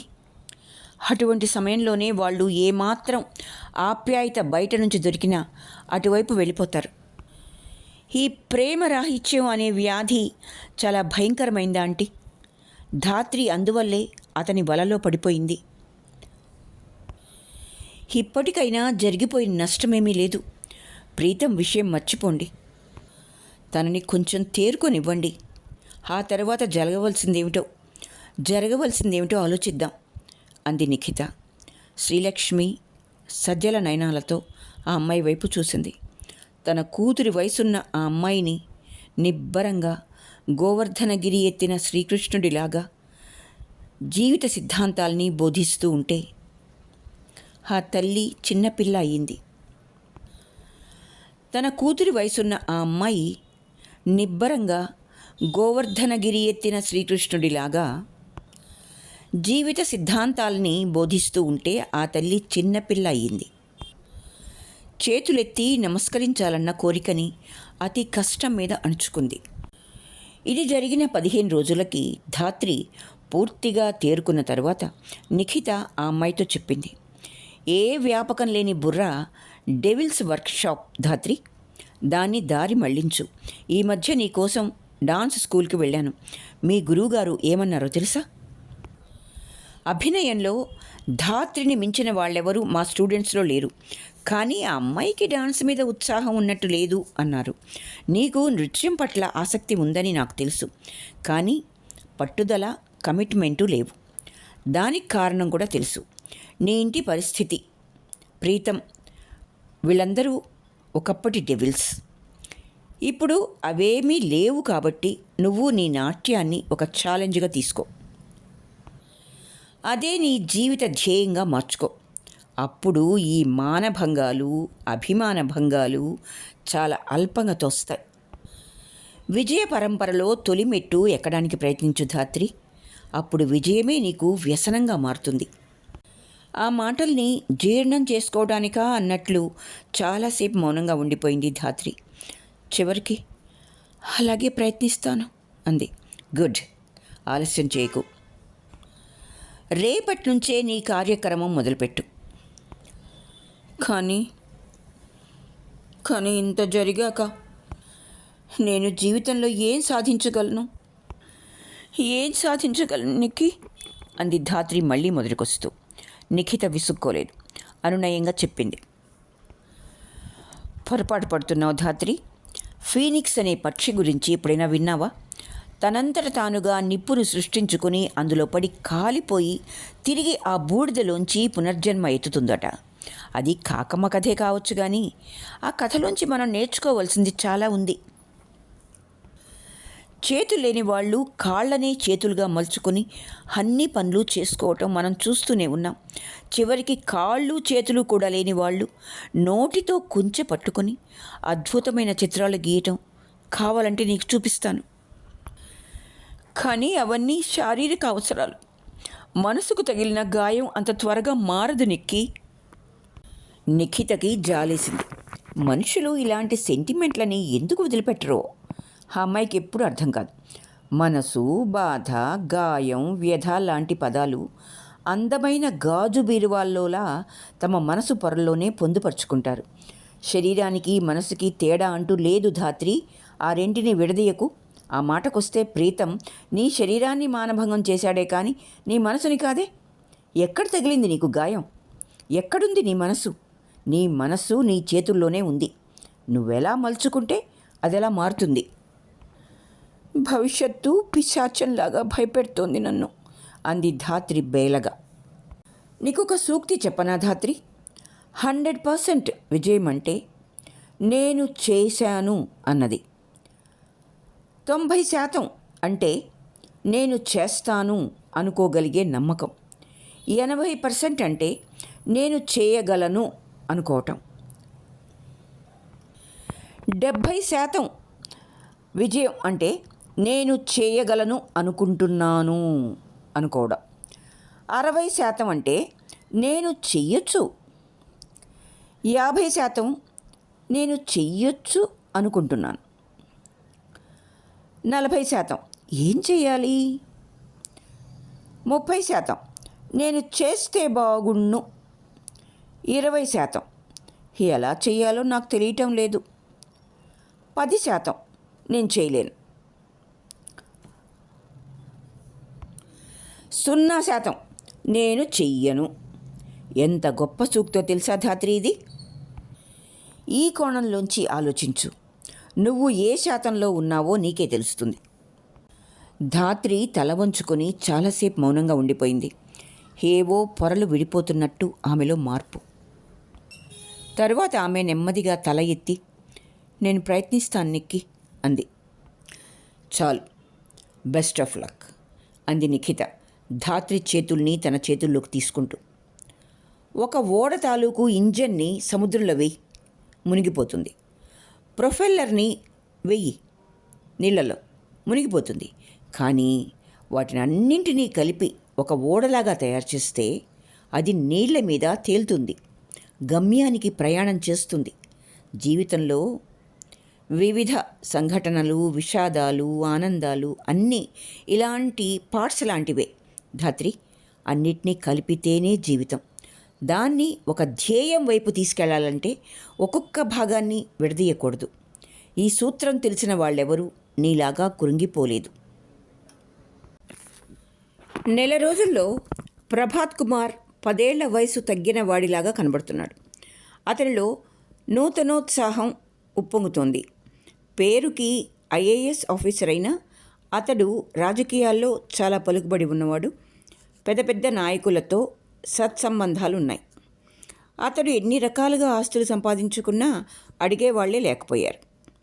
ఎక్కడైతే డబ్బుంటుందో అక్కడ టెన్షన్ కూడా ఉంటుంది. ఆ టెన్షన్ని తగ్గించుకోవడానికి అతడు నైట్ క్లబ్బుల్ని, పార్టీల్ని, అందమైన అమ్మాయిల్ని మార్గాలుగా ఎన్నుకున్నాడు. మంచి అందగాడు, బాగా డబ్బున్నవాడు అయినందువల్ల చాలామంది అమ్మాయిలు వాళ్ళంతట వాళ్లే అతని వెంట పడేవారు. రెండో పెళ్లి చేసుకున్నాక శాశ్వత సంబంధాల గురించి అతడు భయపడటం మొదలుపెట్టాడు. అయితే వరూధినిని వదులుకోవడం అన్న ఆలోచనే అతడికి లేదు. అందుకే రిస్క్ తీసుకొని పెళ్లి కూడా చేసుకున్నాడు. వరూధిని ఉద్యోగం మానేసింది. ఆమె కోసం అతడు 1000 కళ్ళతో ఎదురు చూస్తూ ఉంటాడు. ఆమె ఫోన్ చేస్తుంది. ఆ రోజు అతడిలో కొత్త ఉత్సాహం పుట్టుకొస్తుంది. ఆమెను ప్రభంజనంలా చుట్టుముట్టేస్తాడు. కానీ వరూధిని ఇక్కడే జాగ్రత్త పడుతుంది. వారానికి 1-2 సార్ల కన్నా ఎక్కువ కలవనివ్వదు. తన ఇంటికి అతడు రావటం పరువు ప్రతిష్టల దృష్ట్యా అంత మంచిది కాదు అన్న అభిప్రాయాన్ని అతడికి కలగజేస్తుంది. అతడి పరువు ప్రతిష్టల పట్ల అతనికన్నా తనకే ఎక్కువ జాగ్రత్త ఉన్నట్లు ప్రవర్తిస్తుంది. వరూధిని అతనికి అబ్సెషన్ అయిపోయింది. ఆమెని ఎలా సంతోషపెట్టాలో తెలియక కలిసినప్పుడల్లా ఖరీదైన బహుమతులు ఇస్తూ ఉంటాడు. వాటిని చూడగానే మొదట ఏడ్చేస్తుంది. నేను ఈ బహుమతుల కోసం నిన్ను ప్రేమించలేదు ప్రభాత్, నీతో కలిసి గడిపిన కొద్ది గంటలే నాకు వరం అంటుంది. అతడు బ్రతిమాలి బలవంతంగా ఇస్తాడు. ఆ తర్వాత వాటిని ఎంతో పొగుడుతుంది. ఏ ప్రేయసి కోసం ఏ ప్రియుడు ఇవ్వనంత గొప్ప బహుమతిని మాటిమాటికి ఏ ప్రేయసి కోసం ఏ ప్రియుడు ఇవ్వనంత గొప్ప బహుమతి అని మాటిమాటికి అంటుంది. మరోసారి కలిసినప్పుడు ఇంకా పెద్ద బహుమతి తీసుకొస్తాడు తను. సెంటిమెంట్ ఉపయోగించి మగవాణ్ణి పాదదాసుణ్ణి చేసుకోవటం ఆమెకిప్పుడు బాగా అలవాటైపోయింది. కసి, ఆమెకి అందరి మీద తెలియని కసి. తన అమాయకత్వాన్ని తమ అవసరం కోసం వాడుకున్న సందీప్ లాంటి యువకుల మీద కసి. తన అందాన్ని నిర్దాక్షిణ్యంగా అనుభవించిన మొదటి ప్రేమికుడి మీద కసి. ప్రతి అమ్మాయి యవ్వనంలో బాగానే ఉంటుంది, ఆరోగ్యంగా ఉంటుంది. దాంతో మగవాళ్ళు చేరువవుతారు. అలా చేరువ కావటానికి కారణం తన వ్యక్తిత్వం కాదని, తన అందమని ఆ అమ్మాయి గ్రహించే లోపులో అది కాస్త చేయి జారిపోతుంది. దాన్ని నిలబెట్టుకునే ప్రయత్నం ఏమీ చెయ్యరు. ఫ్రస్ట్రేషన్ మొదలవుతుంది. ఆ ఫ్రస్ట్రేషన్ చివరికి కసిగా మారుతుంది. అయితే అదృష్టవశాత్తు వరూధిని తన అందం చెయ్యి జారిపోకముందే జాగ్రత్త పడింది. ఒకరోజు ప్రభాత్ ఆమె దగ్గరికి వెళ్ళేసరికి ఆమె కళ్ళు బాగా ఏడ్చినట్టు ఉబ్బిపోయున్నాయి. అతడు ఎంతో బ్రతిమాలగా అసలు విషయం చెప్పింది. నువ్వు ఎంతో ప్రేమతో కొనిచ్చిన డైమండ్ రింగ్ మొన్న పార్టీకి వెళ్ళినప్పుడు ఎక్కడో పడిపోయింది ప్రభాత్. ఇంటికొచ్చి చూసుకున్నాను, దొరకలేదు. అదంటే నాకు ప్రాణం. నువ్వు లేని ప్రతి రాత్రి దాంట్లో నిన్ను చూసుకుంటూ గడుపుతుండేదాన్ని. నిన్నటి నుంచి నాకు నిద్ర లేదు అంది ఏడుస్తూ. దానికింత బాధపడ్డం దేనికి అని ఆమెని అప్పటికప్పుడు జ్యువెలరీ షాప్కు తీసుకెళ్ళి కొత్త డైమండ్ రింగ్ కొన్నాడు. అబ్బా, ఈ దుద్దులు ఎంత బాగున్నాయో అంది షోకేస్లోకేసి చూస్తూ తనలో తనే అనుకుంటున్నట్లు. అది ప్యాక్ చేయించాడు. దానికి ప్రతిఫలంగా ఆ రాత్రి ఆమె అందించబోయే విందు తలుచుకుంటూ. అతడి గెస్ట్ హౌస్ని ఆమె స్వయంగా వెళ్ళి ఆ రాత్రి సరికొత్తగా తీర్చిదిద్దింది. చాలా కళాత్మకంగా అలంకరించి పెట్టింది. పడక గదిని పూర్తి అద్దాలతో నింపింది. పైకప్పు అంతా గ్లాస్ మిర్రర్ ఫిట్ చేయించింది. అతడు క్యాంప్ నుంచి వచ్చేసరికి అదసలు తన గెస్ట్ హౌస్ అయినా అన్నంతగా మారిపోయి ఉంది. అతడు పిచ్చివాడైపోయాడు. ఆ రాత్రి అతడికి ఆ అద్దాల మధ్య గడపటం, ఒక అజరామరమైన అమర సుఖం. ఇద్దరూ అలసిపోయి పడుకున్నాక నగ్నంగా ఉన్న అతడి ఛాతీ మీద మొహమాంచి, ఏ ఆస్తిని అమ్మినా అమ్మకపోయినా ఈ ఫారం హౌస్ని మాత్రం అమ్మకండి ప్రభాత్. ఇది నా ఆత్మ, మన కలయికకి ఇది ఒక సాక్షి అంది తాదాత్మ్యంగా. వారం రోజుల తర్వాత కలిసినప్పుడు అతను గెస్ట్ హౌస్ ఇచ్చేశాను అన్నాడు. ఆమె మొహం చిన్నబోయింది. ఏమీ మాట్లాడలేదు. ఎవరికి అని అడగవే అన్నాడు అతను. ఎవరికైతేనే, మన కోసం కాకపోయాక అంది. అతడు నవ్వుతూ బ్యాగ్లోంచి కాగితాలు తీసి ఆమె చేతిలో పెట్టాడు. ఫామ్ హౌస్ ఆమె పేరున రిజిస్టర్ చేయబడ్డట్టు కాగితాలవి. ధాత్రిలో మంచి మార్పే వచ్చింది. రోజు డాన్స్ స్కూల్కి వెళ్ళి 5-6 గంటలు గడిపి వస్తోంది. ప్రతిరోజు రాత్రి నిఖితకు తన నాట్యం గురించి వివరించి చూపిస్తోంది. ఆమెలో గొప్ప అభినవ కౌశలం ఉందని నృత్యం అంటే ఏమీ తెలియని నిఖితకు కూడా అర్థమైంది. ఈ పిల్ల నిజంగా శ్రద్ధ తీసుకుంటే మరో పద్మా సుబ్రహ్మణ్యం అవుతుంది అనుకుంది మనసులో. అయితే 10 రోజులు తిరిగేసరికి ఒకరోజు ధాత్రి ఏడుస్తూ కనిపించింది. ఒళ్ళు జ్వరంతో పేలిపోతోంది. దురదృష్టం నన్ను వదలటం లేదు నిక్కి, నేను చచ్చిపోతాను అంది దిగులుగా. ఏంటి, కాస్త జ్వరానికి చచ్చిపోతారా ఎవరన్నా అంది నిఖిత మామూలుగా. జ్వరమైతే తగ్గిపోతుంది నిక్కి, కానీ నా గతం తాలూకు మచ్చ మాత్రం పోదుగా, అది నా చావుతోనే పోవాలి.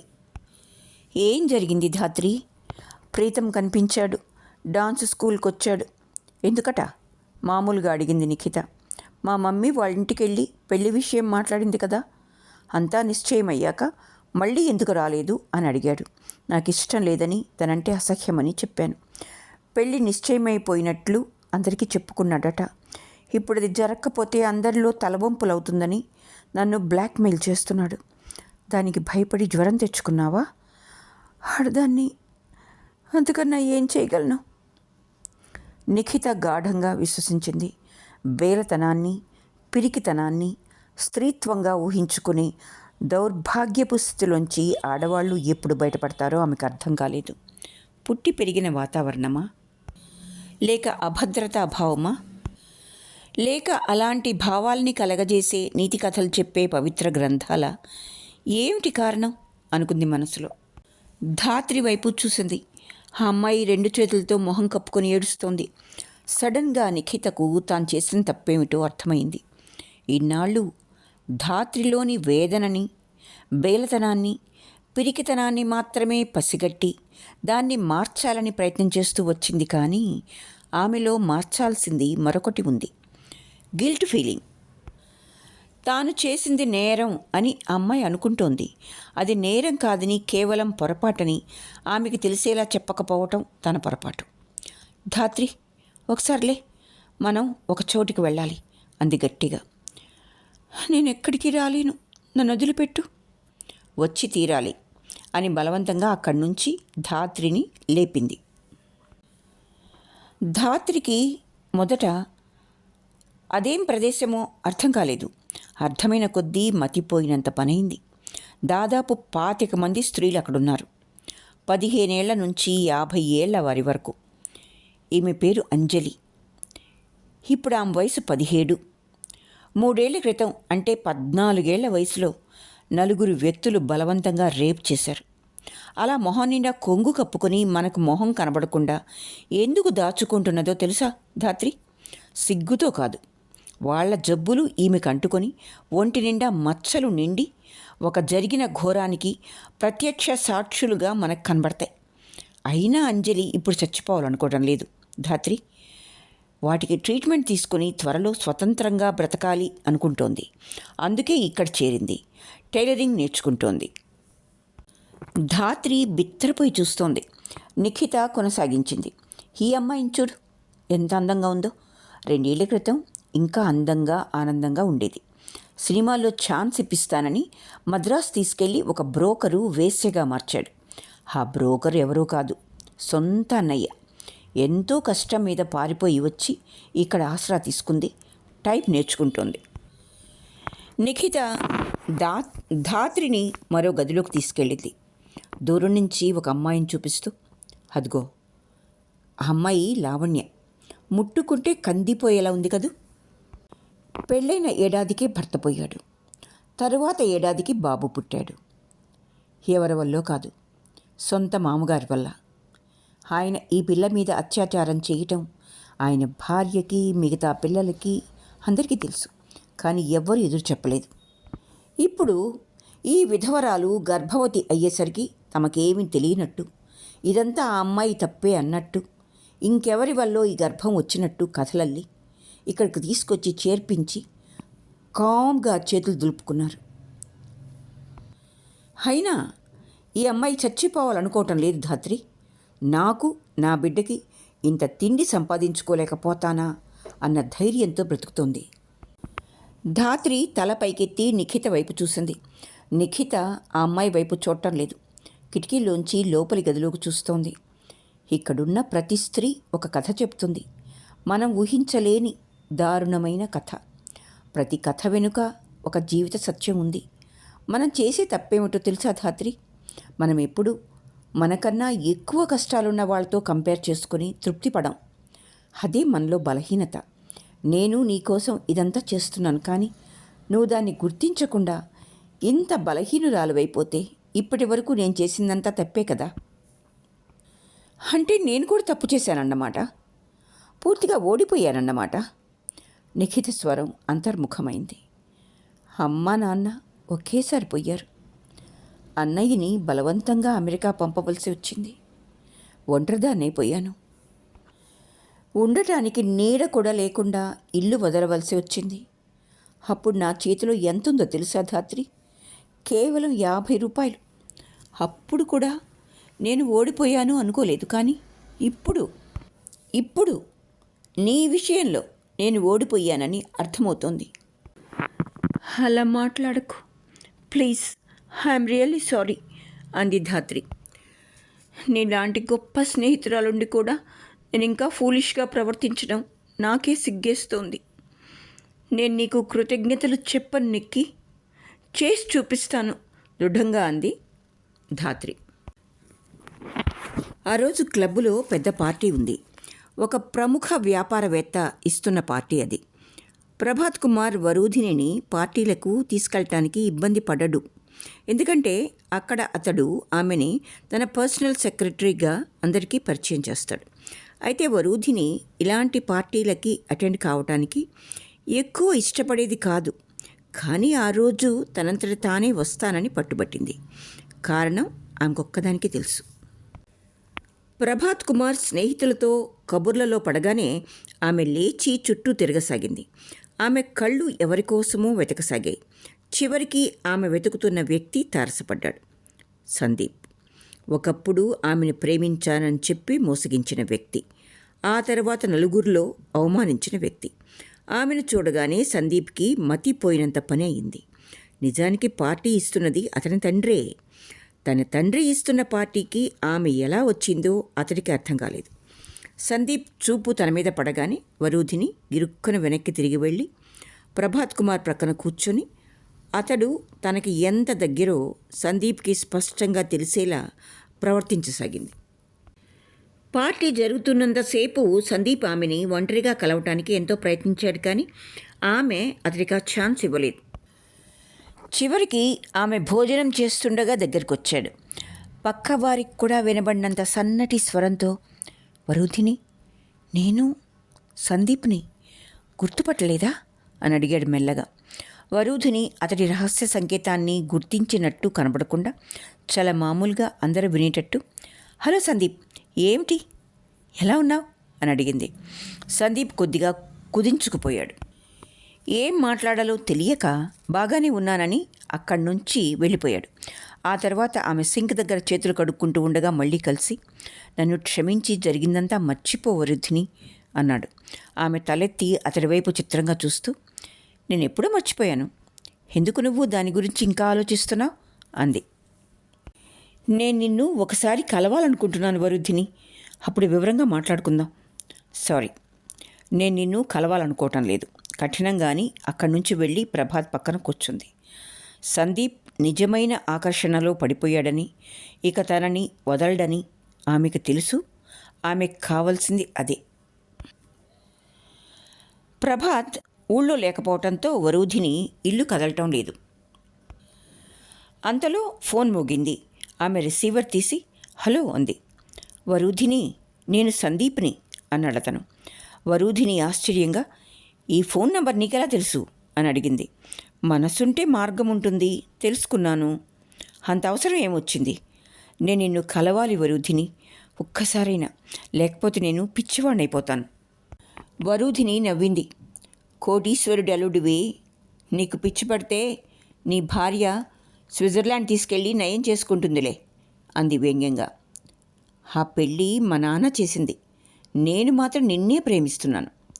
ప్రేమ అంటే ఏంటో చెప్పు సందీప్, కనీసం ఈ వయసులోనైనా విని అర్థం చేసుకోవడానికి ప్రయత్నిస్తాను.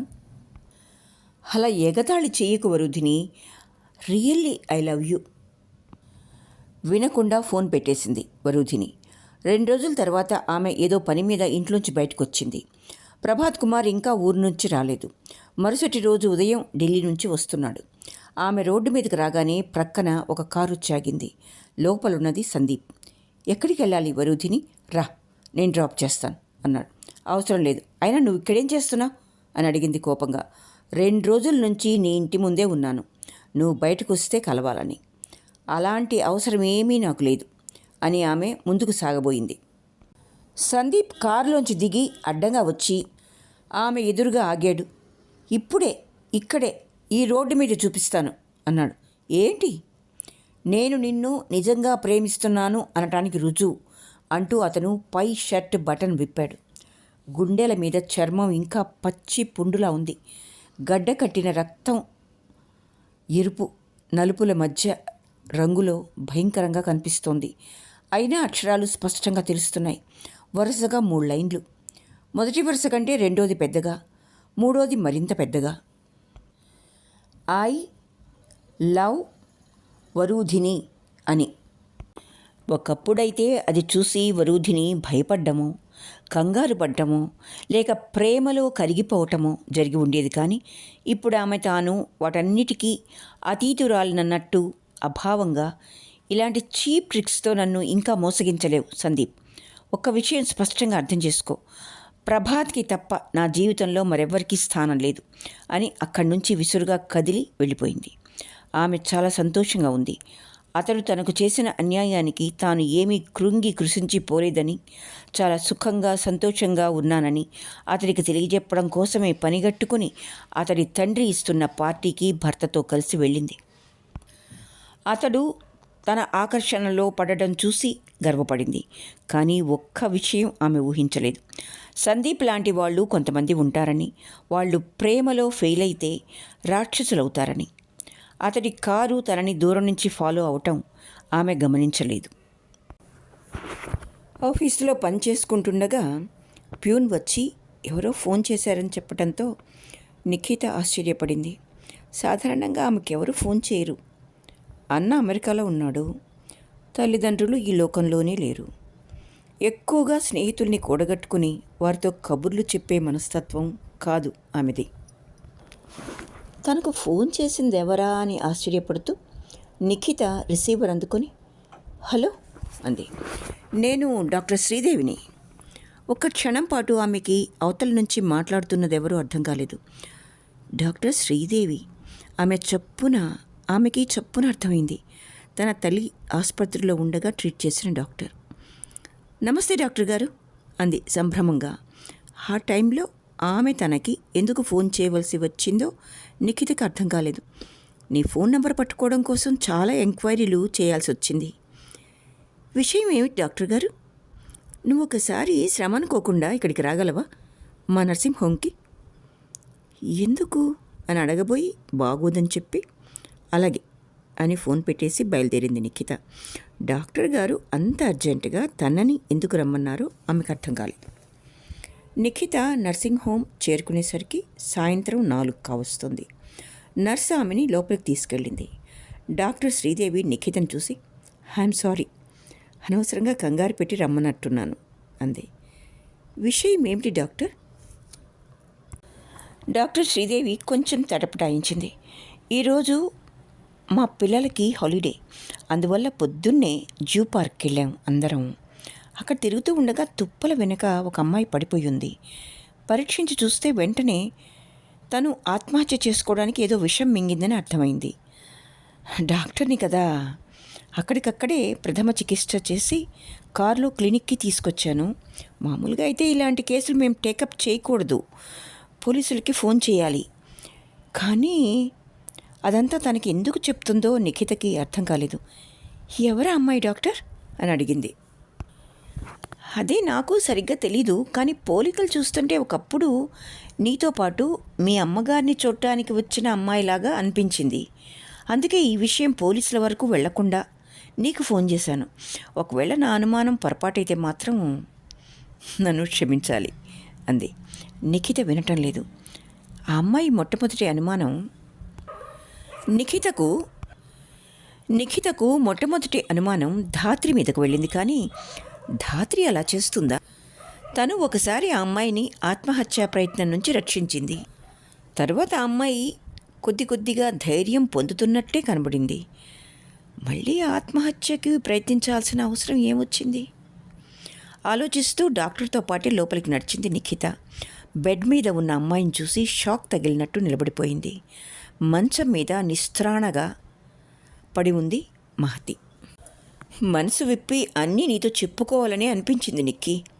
కానీ అసలే సమస్యలతో సతమతమై ఇప్పుడిప్పుడే కోలుకుంటున్న దానివి. నా సమస్యలు కూడా చెప్పి మరింత మనస్తాపం కలిగించలేకపోయాను. అయినా ఎవరు మాత్రం చేసేదేముంది? చావు తప్ప మరో పరిష్కారం లేని సమస్య నాది అంది మహతి. నిఖిత మాట్లాడలేదు. ప్రతి సమస్యకి చావే పరిష్కారం అనుకునే వ్యక్తులు తన చుట్టూ చాలామంది ఉండటంతో ఆ సమాధానం యొక్క విలువ ఏమాత్రం ఉండదని ఆమెకి అనుభవం నేర్పింది. మహతి కొంచెం కోలుకోగానే నర్సింగ్ హోమ్ నుంచి సరాసరి తన ఇంటికే తీసుకొచ్చింది నిఖిత. ఈ విషయం పోలీసుల వరకు వెళ్లకుండా సహాయపడినందుకు డాక్టర్ శ్రీదేవికి కృతజ్ఞతలు చెప్పింది. మానవతావాదంతో ఎక్కడో అడవిలో పడిపోయిన అమ్మాయిని ట్రీట్ చేసి రక్షించినందుకు మనసులోనే జోహార్లర్పించింది. అన్యమనస్కంగా మహతి చెప్పేది వినసాగింది. తాళి కట్టినంత మాత్రాన అందరూ భర్తలు కాలేరని తెలుసుకున్నాను. పెళ్లితో మగవాళ్లకు వచ్చేది బాధ్యత కాదు, హక్కు. వాళ్ళింటికి వచ్చేది భార్య కాదు, బానిస. కానీ ఆ బానిస మాత్రం బానిసలా కాకుండా ఒక యువరాణిలాగా కట్నంతో లాంఛనాలతో రావాలి. ఆ తరువాత హక్కు అనేది లేకుండా బాధ్యతలన్నీ నెత్తిన వేసుకుని పని మనిషిలా రోజులు గడపాలి. పెద్దవాడైన మామగారి దగ్గర నుంచి చిన్నవాడైన మరిది వరకు ఎవరు ఎన్ని రకాలుగా అవమానపరిచినా చిరునవ్వుతో సహించాలి. మహతి మహాభారతంలో స్త్రీ పర్వం చెప్పినట్టు చెప్పుకుపోతోంది. అత్తగారు లేరు కదా అని సంతోషపడ్డాను, కానీ మామగారికి రెండో పెళ్లి జరిగిందని, ఆమె అత్తగారి స్థానంలో అధికారం చెలాయిస్తుందని అనుకోలేదు. అసలేం జరిగింది మహతి అని అడిగింది నిఖిత. మహతి మొత్తం జరిగిందంతా చెప్పుకుంటూ వచ్చింది. పెళ్ళైన దగ్గర నుంచి తను పడిన కష్టాలు, బాధలు అన్నీ వివరంగా చెప్పింది. భర్త అన్న పదానికి అతనికి అర్థం తెలియదు. శారీరకంగా నన్ను కలవటానికి వచ్చినప్పుడు తప్ప మిగతా వేళల్లో అసలు అతను మగవాడినా అన్న అనుమానం వస్తుంటుంది నాకు. రహస్యంగా ఏ వంటింట్లోకో బాత్రూంలోకో లాక్కెళ్ళి ఆ అవసరం తీర్చుకొని తమ పెద్దవాళ్లకు తెలియదులే అని తృప్తిపడే నపుంసకుడు నా భర్త. తన వాళ్లను సంతోషపెట్టడానికి నన్ను హింసించడానికి కూడా వెనుదీయడు. నిఖిత వినటం లేదు. ఆమెకి ఒక్కటే అనుమానం. ఆ అనుమానాన్ని సిన్సియర్గా అడిగింది. ఒక్క ప్రశ్నకి సమాధానం చెప్పు మహతి. జూలాజికల్ పార్కులో ఎవ్వరికీ తెలియకుండా అనామకంగా చచ్చిపోదామనుకున్నావు. చచ్చిపోయావో అనుకో, ఆ క్షణం నుంచి నీకు జీవితం అంటూ ఏమీ ఉండదు. అటువంటప్పుడు నువ్వు భగవంతుడిచ్చిన ఈ జీవితాన్ని ఉపయోగించుకొని ఏదో ఒక రకంగా వాళ్లకు బుద్ధి చెప్పే ప్రయత్నం చేయొచ్చుగా. కానీ అంటూ మహతి ఏదో చెప్పబోయింది. హాగు, నన్ను పూర్తిగా చెప్పని. ఆ ప్రయత్నంలో ఓడిపోయావనుకో, అప్పుడు కావాలంటే చచ్చిపోవచ్చు. నేను చెప్పేది ఏమిటంటే, ఏ ప్రయత్నం చేయకుండా నువ్వు తిరిగి నీ జీవితాన్ని భగవంతుడికి ఎందుకు ఇచ్చేయాలనుకున్నావు? మహతి మాట్లాడలేదు. ఆ ప్రశ్న ఆమెకి అర్థమైందో లేదో కూడా తెలియదు. నిఖిత అన్నది, మనం ఇలా అజ్ఞానంలో ఉండబట్టే చాలామంది మనతో ఆటలాడుకోగలుగుతున్నారు మహతి. నువ్వు నీ కష్టాల్లోంచి బయటపడడానికి కొద్దిగా కూడా ప్రయత్నం చేయలేదు. ఓడిపోయావా గెలిచావా అన్నది వేరే సంగతి. అసలు ప్రయత్నమే చేయలేదు. అది ఇక్కడ కావాల్సింది. నేను ఏం చేసి ఉండాల్సింది? ఈ రోజుల్లో స్త్రీల హక్కుల్ని పరిరక్షించే విభాగం ప్రభుత్వం కల్పించింది. ఇంత చిన్న విషయం కూడా నీకు తెలీదా? అసలు అలాంటి డిపార్ట్మెంట్ ఉన్నట్టే నాకు తెలీదు. ఏం చేస్తారు వాళ్ళు?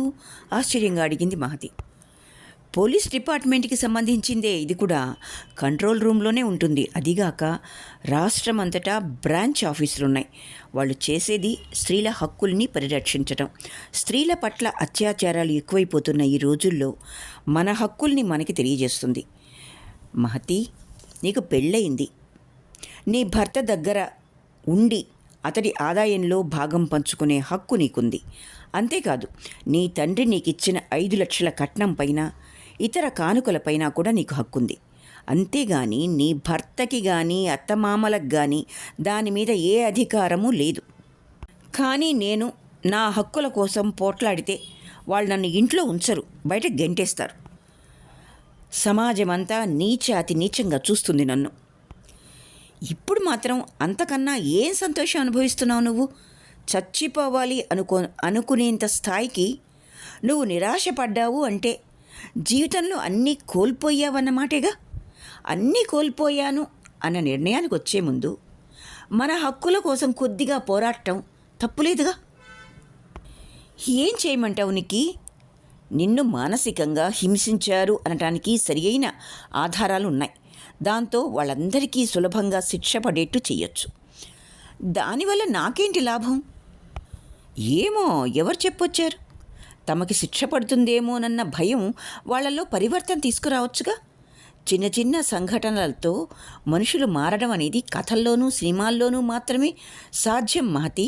నిజ జీవితంలో అలాంటి మార్పు రావాలంటే మన చేతుల్లో కూడా ఆయుధం ఉంది అన్న విషయం వాళ్ళకి తెలియాలి. నేను నిన్ను కాటు వెయ్యి అని చెప్పటం లేదు, కానీ బుస కొట్టి భయపెట్టే పాము కథ నీకు తెలుసుగా. అలా భయపెట్టి చూడు. నువ్వు చెప్పిన కథ ప్రకారం నీ భర్త మంచివాడినని, కేవలం తల్లిదండ్రులకు భయపడి వాళ్ళ అభిమానం సంపాదించడం కోసం, వాళ్ళ అభిమానం నిలుపుకోవడం కోసం నిన్ను హింసిస్తున్నాడు అనిపిస్తోంది. వాళ్ళందరి నుంచి నీ భర్తని వేరు చేయగలిగితే కొంతవరకు సమస్య సానుకూల పడవచ్చు. అది జరగలేదనుకో, నీ జీవితం ఏదో నువ్వు బ్రతకొచ్చు. నీ సమస్య వేరు, మా సమస్య వేరు. నిన్ను ఆదుకోవడానికి నీ వెనక కట్నం డబ్బుంది కాబట్టి ఒకసారి ప్రయత్నం చేసి చూద్దాం. ఒప్పుకుంటావా? సరే అంది మహతి. కానీ ఆ అమ్మాయి స్వరంలో ఏమాత్రం ఆశ కనబడలేదు. Women's right protection cell inspector Rajyalakshmi Mahathi కథంతా విన్నది. నిఖిత అందించిన పేపర్లు పరిశీలించి, గుడ్, ఈ అమ్మాయి ఆత్మహత్య చేసుకోబోయిందని, పరిస్థితులు దానికి దారితీసేటంతగా హింసించబడిందని డాక్టర్ దగ్గర సర్టిఫికేట్ తీసుకుందాం. శారీరకపరమైన రుజువులు ఎలాగూ ఉండనే ఉన్నాయి. కేసు పటిష్టంగా ఉంది అంది. నిఖిత ఆవిడికి మరో పేపర్ అందించింది. ఇది కట్నంగా పంపిన డబ్బు తాలూకు డ్రాఫ్ట్ నెంబర్ మేడం. ఇందులో మార్వాడి పేరు ఉందని అనుమానించకండి. రామ్లాల్ జైన్ అనేవాడు అసలు ఎవడూ లేడని నా అనుమానం. ఈ అకౌంట్ నెంబర్ పరిశీలిస్తే బొంబాయిలో చాలా విషయాలు బయటపడవచ్చు. పెళ్లి జరుగుతున్నప్పుడే ఇవన్నీ తెలుసుకుని నోట్ చేసి పెట్టుకోవాలి అన్న ఆలోచన మీకు ఎలా వచ్చింది అని అడిగింది ఇన్స్పెక్టర్ ఆశ్చర్యంగా. అవసరం అనిపించింది. ఈ అమ్మాయి విషయమే కాదు, ఇలాంటి చిన్న చిన్న విషయాలు ఆడపిల్లలు వాళ్ళ తల్లిదండ్రులు కూడా నోట్ చేసి పెట్టుకోవడం మంచిదని నా ఉద్దేశం. పెళ్లి ద్వారా సంపదలు సుఖాలు పెంచుకోవడానికి అవకాశం ఉందని ఈ కాలంలో అబ్బాయిల తల్లిదండ్రులకే కాదు, పెళ్లి కొడుకులకు కూడా బాగా తెలుసు. వీలైనంత వరకు ఎక్స్‌ప్లాయిట్ చేయటమే అలవాటైపోయింది. బ్లాక్ మెయిలింగ్ ఎక్కువ అవుతున్న ఈ రోజుల్లో ఈ మాత్రం జాగ్రత్త అవసరం కాదా ఇన్స్పెక్టర్? ఇన్స్పెక్టర్ రాజలక్ష్మికి ముచ్చటేసింది. గుడ్ అంది. ఈ కేసు నేనే స్వయంగా టేకప్ చేద్దామని అనుకుంటున్నాను. మనకు కావలసిన సాక్ష్యాలన్నీ వాళ్ళ రైటింగ్లోనే ఉండటం మనకి లాభం. వాళ్ళని వదిలిపెట్టను. అందరికీ శిక్ష పడేలా చూస్తారు. మహతి తటపటాయిస్తూ నిఖిత వైపు చూసింది. నిఖిత రాజ్యలక్ష్మితో, మా ఉద్దేశం మీకు స్పష్టం చేశాంగా ఇన్స్పెక్టర్.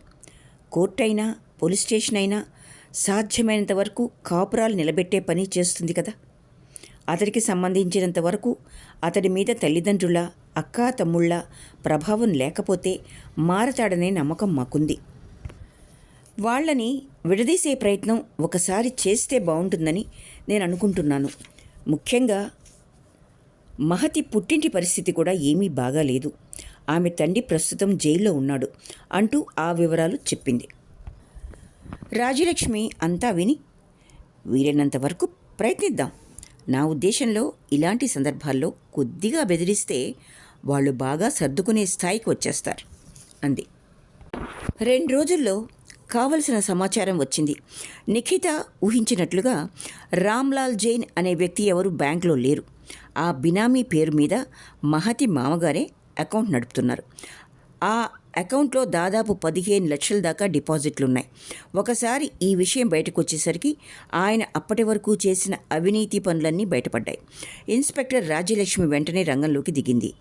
మహతి, నిఖిత ఆమెతో కలిసి మహతి భర్త దగ్గరికి వెళ్ళారు.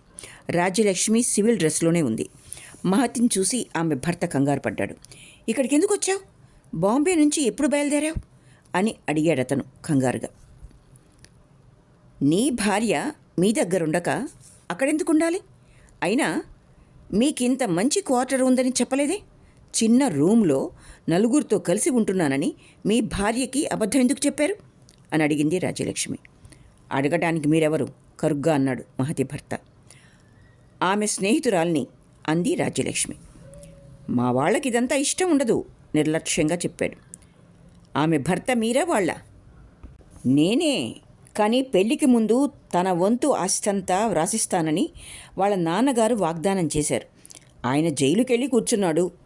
ఆ ఆస్తి వచ్చే వరకు ఈవిడ బొంబాయిలో ఉండవలసిందే. అది మా నాన్నగారి ఆజ్ఞ అన్నాడు. అంటే మీ వాళ్ళకి ఆవిడ ఇచ్చిన 5 లక్షల కట్నం సరిపోలేదా అని అడిగింది రాజ్యలక్ష్మి. ఆ విషయాలన్నీ నాకు తెలియవు. మీరు వెళ్ళి మా నాన్నగారితో మాట్లాడండి. కానీ పెళ్లి చేసుకున్నది మీరు కదా. అది కూడా మా వాళ్ళ కోసమే చేసుకున్నాను. నాకు మా అమ్మ, నాన్న, అక్క, తమ్ముడు చాలా ముఖ్యం. వాళ్ళ తర్వాతే భార్య. ఈ విషయంలో నేను చేసేదేం లేదు అన్నాడు అతను ఖచ్చితంగా. రాజ్యలక్ష్మి లేచి నిలబడింది. సరే అయితే మీకు ఒక అవకాశం ఇద్దామనుకున్నాం. ఆమెని భార్యగా అంగీకరించి సుఖంగా కాపురం చేసుకుంటారు అనుకున్నాం మేము. కానీ మీ వాళ్ళతో కలిసి జైల్లో గడపడమే మీకు ఇష్టమైతే నేను చేసేదేం లేదు అంది. అతను కంగారుగా, జైలేమిటి అన్నాడు. 5 లక్షలు కట్నం పుచ్చుకోవడమే గాక అమ్మాయిని అన్ని రకాలుగా ఆరాళ్ళు పెడుతున్నట్టు మీ మీద కేసు రిజిస్టర్ అయ్యింది. దానికి వేరే రుజువులతో పాటు ఇప్పటి వరకు మనిద్దరి మధ్య జరిగిన సంభాషణని కూడా రికార్డ్ చేసి సాక్ష్యంగా చూపించబోతున్నాను. ఆ పైన మీరు మాట్లాడేది కూడా రికార్డ్ అవుతుంది. మీ ఇష్టం, మాట్లాడొచ్చు. అతడి మొహం నిండా చెమటలు పట్టాయి. రికార్డ్ చేయడమా? అసలు మీరెవరు? రాజ్యలక్ష్మి తన ఐడెంటిటీ కార్డు తీసి చూపింది. అతడి మొహం రక్తం లేనట్టు పాలిపోయింది. సన్నగా వణకటం అక్కడున్న వాళ్ళందరికీ స్పష్టంగా తెలిసింది. ఉమెన్స్ రైట్ ప్రొటెక్షన్ సెల్ అధికారిని నేను. నిజానికి మీ భార్య మీ మీద ఎలాంటి కంప్లైంట్ ఇవ్వలేదు. కానీ మీలో మార్పు రాకపోతే మీ తల్లిదండ్రులతో పాటు మిమ్మల్ని ఈ కేసులో ఇరికించటం మాకు పెద్ద కష్టం కాదు అని చెప్పి అక్కడి నుంచి కదిలింది. మహతి, నిఖిత కూడా ఆమె వెంట బయటికి నడిచారు. మహతి భర్త అలాగే శిలా ప్రతిమలా కూర్చుండిపోయాడు. ఇది జరిగిన 2 రోజులకి కొడుకు ద్వారా విషయం తెలుసుకున్న మహతి మామగారు కంగారుపడి రామ్లాల్ జైన్ అనే బినామీ పేరున ఉన్న డబ్బంతా విత్డ్రా చేస్తూ బ్యాంక్ అధికారులకి రెడ్ హ్యాండెడ్గా పట్టుబడ్డాడు. అప్పటికప్పుడు అతన్ని డిస్మిస్ చేశారు. మహతిని తీసుకుని వాళ్ళింటికి వెళ్ళిన నిఖిత అక్కడ మహతి తల్లి ప్రవర్తన చూసి ఆశ్చర్యపోయింది. అన్నపూర్ణ కూతురుతో కోపంగా, ఏమిటే ఇదంతా? కట్టుకున్న మొగుడి మీద, అత్తామామల మీద పోలీస్ కంప్లైంట్ ఇస్తావా? అసలు మన ఇంటా వంట ఉందా ఇది? మన పరువు ప్రతిష్ట ఏం కాను? నా కడుపున చెడబుట్టేవే అంటూ శాపనార్థాలు పెట్టసాగింది. నిఖిత విస్తుపోయి చూస్తోంది. వర్తమాన సామాజిక స్థితిగతుల గురించి ఆ అమ్మాయి ఇప్పుడిప్పుడే అర్థం చేసుకుంటోంది. అయినా ఆమెకు ఆశ్చర్యంగానే ఉంది. కూతురు అత్తవారింట్లో నానా కష్టాలు పడుతోంది. వాళ్ళు ఆ అమ్మాయిని కొడుతున్నారు. అందువల్ల ఆ ఇంటి నుంచి బయటికి వచ్చేద్దాం అనుకుంటోంది. కట్నంగా ఇచ్చిన 5 లక్షలు వెనక్కి తీసుకుని బ్యాంకులో వేసుకుంటే సుఖంగా కాలం గడిచిపోతుంది. ఆ తర్వాత ఇంకెవరినైనా వివాహం కూడా చేసుకోవచ్చు. కష్టాలు పడే కోడలిగా కన్నా సొంత కాళ్ల మీద నిలబడ్డ యువతిగా మహతికి సుఖ సంతోషాలు ఎక్కువగా ఉంటాయి. గతం కన్నా భవిష్యత్తు బాగుంటుంది. అయినా కూడా ఆమె తల్లి దానికి ఒప్పుకోవటం లేదు.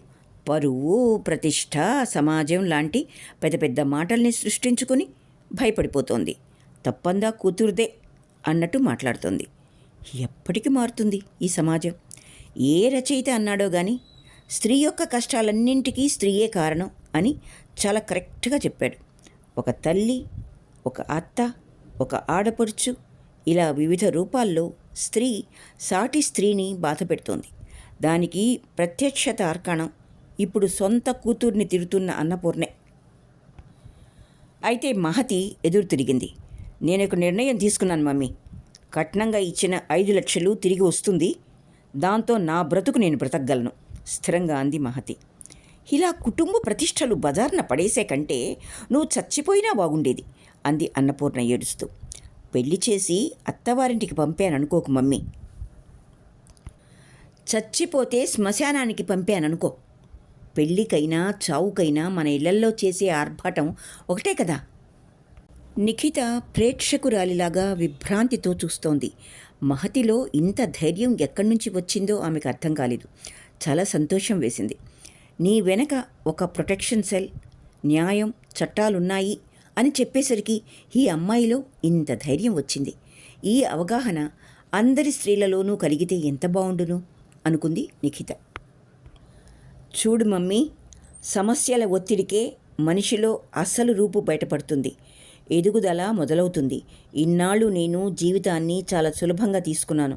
చీరలు, నగలు, పెళ్ళి, స్టేటస్ ఇవన్నీ విజయాలుగా భావించాను. కానీ అసలు కష్టమేంటో తెలిసాక జీవితం అంటే ఏమిటో నాకు అర్థమైంది. నేను మిమ్మల్ని ఇంకేమాత్రం కష్టపెట్టదలుచుకోలేదమ్మా. ఒంటరిగా బతుకుతాను అని నిఖిత వైపు తిరిగి పదనిక్కి వెళ్దాం అంది. నిఖిత మహతిని తీసుకుని బయటకు వచ్చేసింది. వెనకాల నుంచి అన్నపూర్ణ రోదనలు వినపడుతూనే ఉన్నాయి. మహతితో కలిసి ఇంటికి వస్తూ నిఖిత అంది, నువ్వు తొందరపడ్డావేమో మహతి. మీ అమ్మని ఎలాగైనా ఒప్పించి కొంతకాలం పాటు అక్కడే ఉండటం మంచిదేమో ఆలోచించు. లాభం లేదు నిక్కి, తను వినదు. వీలైతే జైలుకి వెళ్ళి నాన్నగారిని కలుసుకుంటాను. ఆయన్ని కన్విన్స్ చేయటం కొంతవరకు సులభం అవ్వచ్చు అంది మహతి.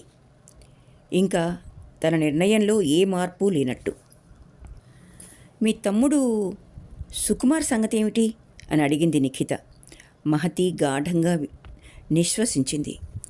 ఆడవాళ్లలో చెడిపోవటం అంటే బాయ్ ఫ్రెండ్స్ని ఏర్పరచుకోవటం, ఆకర్షణని ప్రేమ అనుకోవటం, అభద్రతా భావాన్ని కప్పిపుచ్చుకోవడం కోసం ఎవరో ఒకరి ప్రేమలో పడటం, అబార్షన్లు, ఇవన్నీ పరిణామాలైతే అయ్యుండవచ్చు.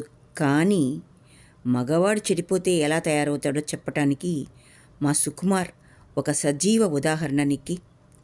అతనికి అసలు వ్యక్తిత్వమే పూర్తిగా రూపొందలేదు. జీవితాన్ని చాలా సులభంగా తీసుకోవటం, స్నేహితులు, పని చెయ్యకపోవటం మొదలైన రోగాలన్నీ అతనికి అలవడ్డాయి. క్యాన్సరు, టీబీ కన్నా పెద్ద రోగాలివి. ఎందుకు పనికి రాకుండా పోవటం. ఒకసారి యువకుడికి ఈ రోగం వచ్చిందంటే అందులోంచి బయటపడడం చాలా కష్టం. ఈ ఆకర్షణ వైరస్ కన్నా భయంకరమైనది. ప్రస్తుతం సుకుమార్ అలాంటి జాడ్యంలోనే ఉన్నాడు. నిఖిత విస్ఫారితమైన కళ్ళతో మహతిని చూసింది. ఒకప్పుడు పట్టుచీర కట్టుకుని ఒంటి నిండా నగలు పెట్టుకుని తన దగ్గరకొచ్చి పెళ్లి కబుర్లు చెప్పిన అమ్మాయేనా ఏమి అన్న అనుమానం కలిగింది నిఖితకి. పరిస్థితులు గీటురాయి లాంటివి. జాగ్రత్తగా ఉపయోగించుకోగలిగితే అవే జీవితాన్ని సానపెట్టి వజ్రంలా తయారు చేస్తాయి. ప్రస్తుతం మహతి ఆ రకంగానే ఎదిగిపోయినట్టు అనిపించింది. బయట కారాగిన చప్పుడు వినిపించి వెళ్ళి తలుపు తీసింది వరూధిని. ఫామ్ హౌస్ ఆమె పేరున రిజిస్టర్ అయిన తర్వాత ఆమె ప్రభాత్ కుమార్ని తరచూ అక్కడే కలుసుకునేది. ఆమె వివాహం విషయంలో తల్లి తండ్రి ఏమీ కల్పించుకోలేదు. ఓ రకంగా సంతోషించారు కూడా. రుక్మిణి కృష్ణమూర్తులకు తమ సంతానం పట్ల గొప్ప నమ్మకం. ప్రీతం డ్రగ్స్కి అలవాటు పడినట్లు వారికి తెలియదు. ఇంకా ఒకవేళ తెలిసినా కూడా అదేదో పెద్ద క్వాలిఫికేషన్ లాగా భావించే స్థితిలో ఉన్నారు ఆ తల్లిదండ్రులు. ప్రీతం ఇటీవల కాలంలో ఏదో వ్యాపారంలో బాగా డబ్బు సంపాదిస్తున్నాడని తెలిసి కృష్ణమూర్తి చాలా సంతోషించాడు. అయితే కొడుకు ఏ వ్యాపారం చేస్తున్నాడు అని వాకప్ చేసేటంత బాధ్యత కూడా అతను తీసుకోలేదు. ప్రీతం కోరుకున్న రోజున ఆ కాలనీలో అందరికీ పార్టీ ఇచ్చింది రుక్మిణి. వరూధినికి రహస్య వివాహం జరిగినట్టు అందరికీ తెలిసినా ఎవరూ ఆ విషయం ఆ కుటుంబం ముందు వెల్లడించలేదు. లోపలే చెవులు కొరుక్కున్నారు. వరూధిని మాత్రం ఇవేం పట్టనట్టు ప్రభాత్ కుమార్తో లైఫ్ ఎంజాయ్ చేయసాగింది. కానీ కాలం ఎప్పుడూ అనుకున్నట్టే సాగదు. ఒక అనుకోని మలుపుకి మొదటి ప్రారంభమే ఆ రోజు అలా తలుపు చప్పుడవడం. వరూధిని తలుపు తీసేసరికి ఎదురుగా భర్త లేడు. సందీప్ ఉన్నాడు. నువ్వా? ఎందుకొచ్చావు? కోపంగా అరిచింది వరూధిని. కానీ సందీప్ అప్పటికే లోపలికి దూసుకొచ్చాడు. సందీప్, ఏమిటి ఈ దౌర్జన్యం? ప్రభాత్ వచ్చే వేళయింది. బయటికి నడు, లేకపోతే ఏం జరుగుతుందో నీకు తెలీదు అంది తర్జనితో బెదిరిస్తూ. మీ ఆయన ఇప్పుడే రాడు, ఇప్పుడే పార్టీలో కూర్చున్నాడు. నేను అక్కడి నుంచే వస్తున్నాను. ప్లీజ్ వరూధిని, ఒక్క అవకాశం నాకు ఇవ్వు, లేకపోతే పిచ్చివాణ్ణి అయిపోతాను దీనంగా అన్నాడు. మర్యాదగా వెళ్తావా, పోలీసులకు ఫోన్ చేయమంటావా అని ఫోన్ వైపు నడిచింది. అతడు వెనక నుంచి వచ్చి గట్టిగా కౌగులించుకున్నాడు. వరూధిని, ప్లీజ్, ఒక్క అరగంటలో వెళ్ళిపోతాను.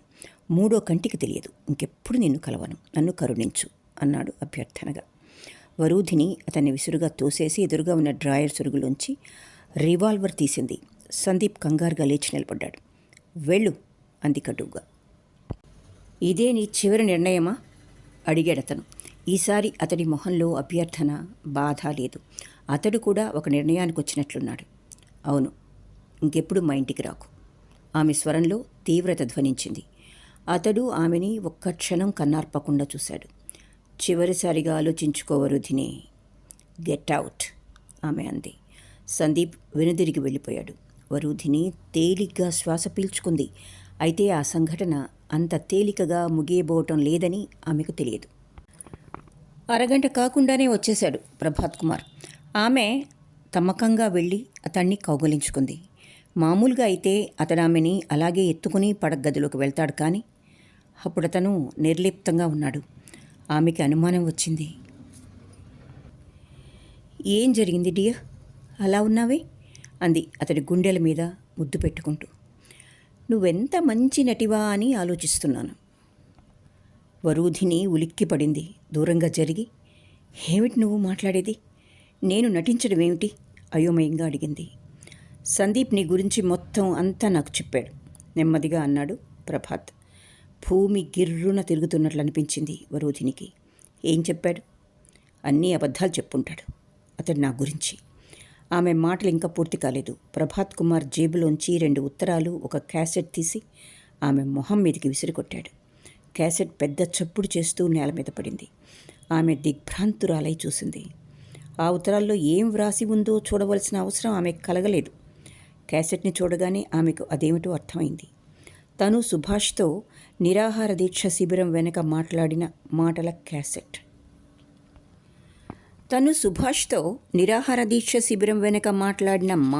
క్యాసెట్. అది అని, ఆ 2 ఉత్తరాలు తను సందీప్కి వ్రాసినవని ఆమెకు అర్థమైపోయింది.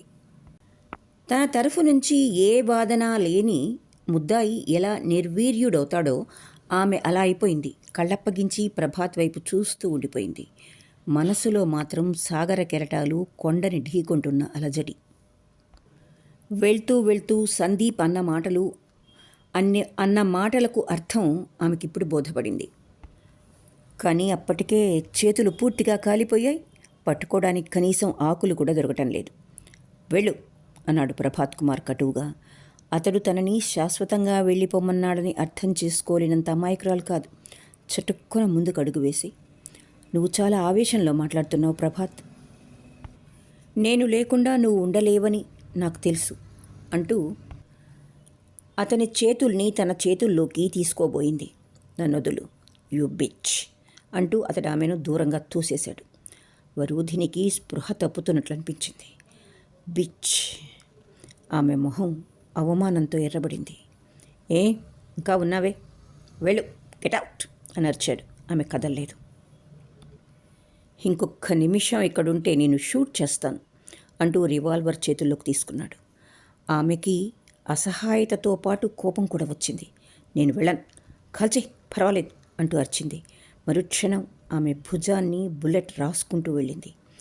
జాకెట్ కాలి కొద్దిగా రక్తం కూడా వచ్చింది.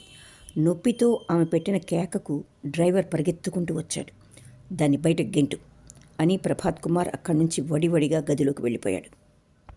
రక్తం కారుతున్న భుజాన్ని అదింపెట్టి వరూధిని బయటకొచ్చింది. ప్రభాత్ సంగతి ఆమెకు పూర్తిగా తెలుసు.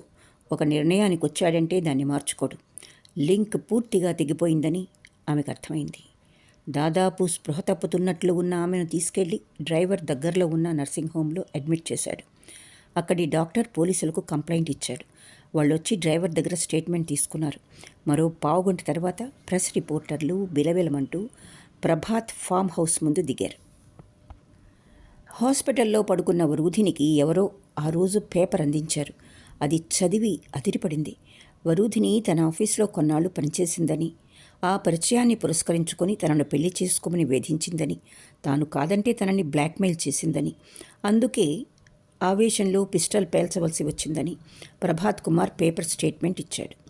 పేపర్లు అతను చెప్పిన దాన్ని యథాతథంగా ప్రచురించాయి. అదంతా చదివి వరూధిని రక్తం సలసలా మరిగిపోయింది. ఆస్పత్రిలోనే ప్రెస్ రిపోర్టర్లని పిలిపించి తను ఒక స్టేట్మెంట్ ఇచ్చింది. తన పేరున ప్రభాత్ కుమార్ రిజిస్టర్ చేసిన ఫామ్ హౌస్ తాలూకు పేపర్లు వాళ్లకు చూపించింది. తమకు వివాహం జరిగిన విషయం సాక్ష్యాధారాలతో నిరూపించింది. ప్రభాత్ కుమార్ లాంటి పబ్లిక్ ఫిగర్కి ఎంతమంది స్నేహితులు ఉంటారో అంతమంది శత్రువులు ఉంటారు. వెంటనే మరుసటి రోజు ఈ విషయం పెద్ద పెద్ద అక్షరాలతో పేపర్లో వచ్చింది. వరూధిని మీద హత్యా ప్రయత్నం చేసినందుకు ప్రభాత్ కుమార్ని అరెస్ట్ చేశారు. 2 రోజుల తర్వాత అతను బెయిల్ మీద విడుదలయ్యాడు. మగవాడు, అందున సమాజంలో పేరున్నవాడు, ఏం కోల్పోయినా బాధపడడు గాని పరువు పోతే మాత్రం పగబట్టిన త్రాచుపామవుతాడు. ఆ పరిస్థితిలోనే ప్రభాత్ కుమార్ జ్యుడిషియల్ కస్టడీ నుంచి బయటకొచ్చాడు. వరూధినికి ఇప్పుడేమీ భయం వేయటం లేదు. తన జీవితాన్ని ఎలా మలుచుకోవాలో ఆమెకు అనుభవం బాగా వచ్చింది. అయితే ఆమెకు తెలియని మరో విషయం ఉంది. ఒకసారి వాహనం గతుకుల రోడ్డు మీదకి ప్రవేశిస్తే తిరిగి సాఫీగా ప్రయాణం చేయటం చాలా కష్టం. ఏదో ఒక చోట ప్రమాదం పొంచి ఉంటుంది. అలాంటి దారుణ ప్రమాదం ఆమెకి 2 రోజుల తర్వాత జరిగింది. అయితే ఆ ప్రమాదం ప్రభాత్ కుమార్ నుంచో సందీప్ నుంచో ఆమె తెలుసుకోలేకపోయింది. పరిణామాన్ని మాత్రం జీవితకాలం మొత్తం అనుభవించవలసి వచ్చింది ఆమెకు.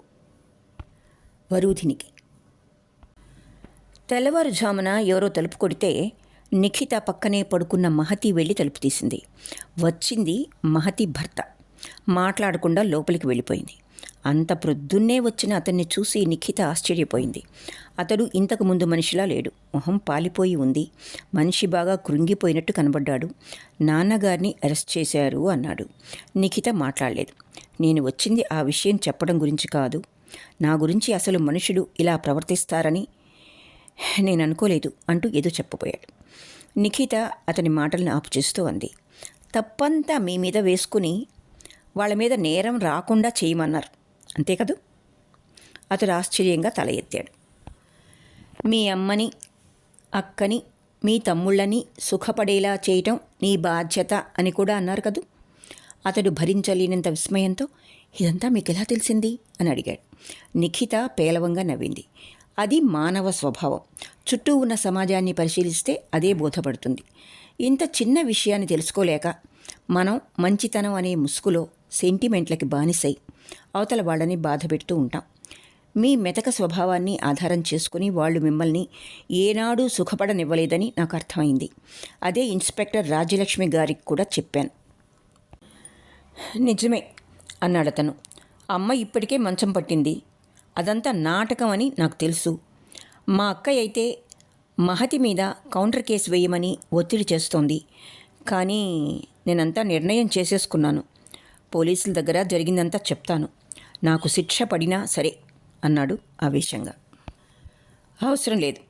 మీరు నేరం చేసినట్టు రుజువులేవీ లేవు. మీకు శిక్ష పడదు. మహతికి కావాల్సింది మీకు శిక్ష పడడం కాదు, జీవితం ఆనందంగా ఉండటం. ఆ మధ్యాహ్నం ముగ్గురు కలిసి ఇన్స్పెక్టర్ రాజ్యలక్ష్మి దగ్గరికి వెళ్ళారు. రాజ్యలక్ష్మి అతడికి వార్నింగ్ ఇచ్చి అతడి కుటుంబ సభ్యుల మీద ఎఫ్ఐఆర్ వ్రాసింది. మహతి కట్నంగా ఇచ్చిన 5 లక్షలు తిరిగి ఇచ్చే పక్షంలో కేసు ఉపసంహరించుకుంటానని వాగ్దానం చేసింది. ఆమెకు నమస్కరించి ముగ్గురు బయటకొచ్చేశారు. మహతి మొహం ఇప్పుడు ఆనందంతో వెలిగిపోతోంది.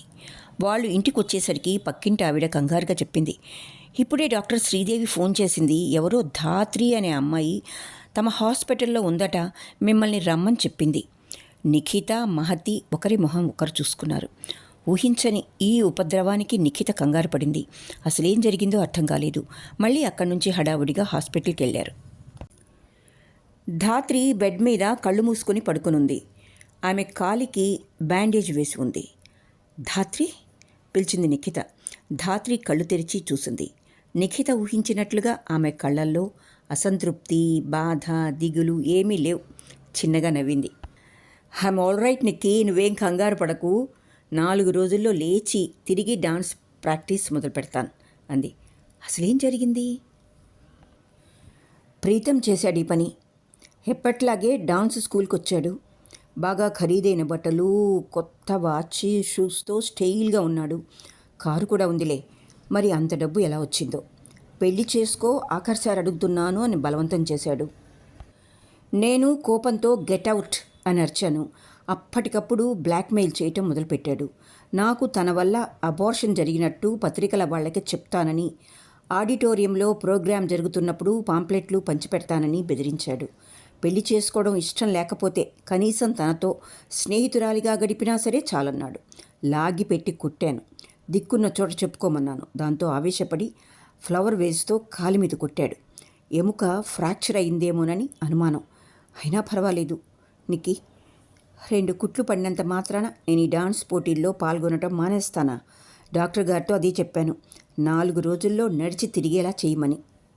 నిఖిత దిగులుగా, కానీ డాన్స్ పోటీలు వారం రోజుల్లోనేగా ఉంది అంది. అంత త్వరగా ఈ గాయం నయం కాలేదంటావా? పర్వాలేదు నిక్కి. సుధాచంద్రన్ ఒక కాలు లేకపోతే కృత్రిమ కాలుతో నృత్యం చేయగలేంది. చిన్న గాయంతో నేను చేయలేనా? చేసి తీరతాను.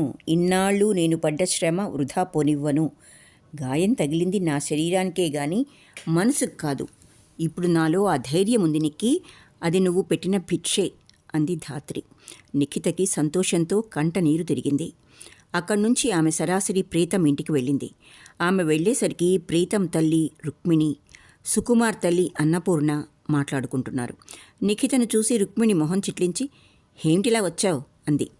ధాత్రి వెంటపడటం మానేస్తాడో లేకపోతే మీ కొడుకు మీద పోలీస్ రిపోర్ట్ ఇవ్వమంటాడో కనుక్కుందామని అంది నిఖిత. వాడు దాని వెంట పడటం ఏమిటి? ఆ అమ్మాయి తల్లి వచ్చి అడిగితే ఏదో పాపంలే, పెళ్లి చేసుకుందాం అని అనుకున్నాం.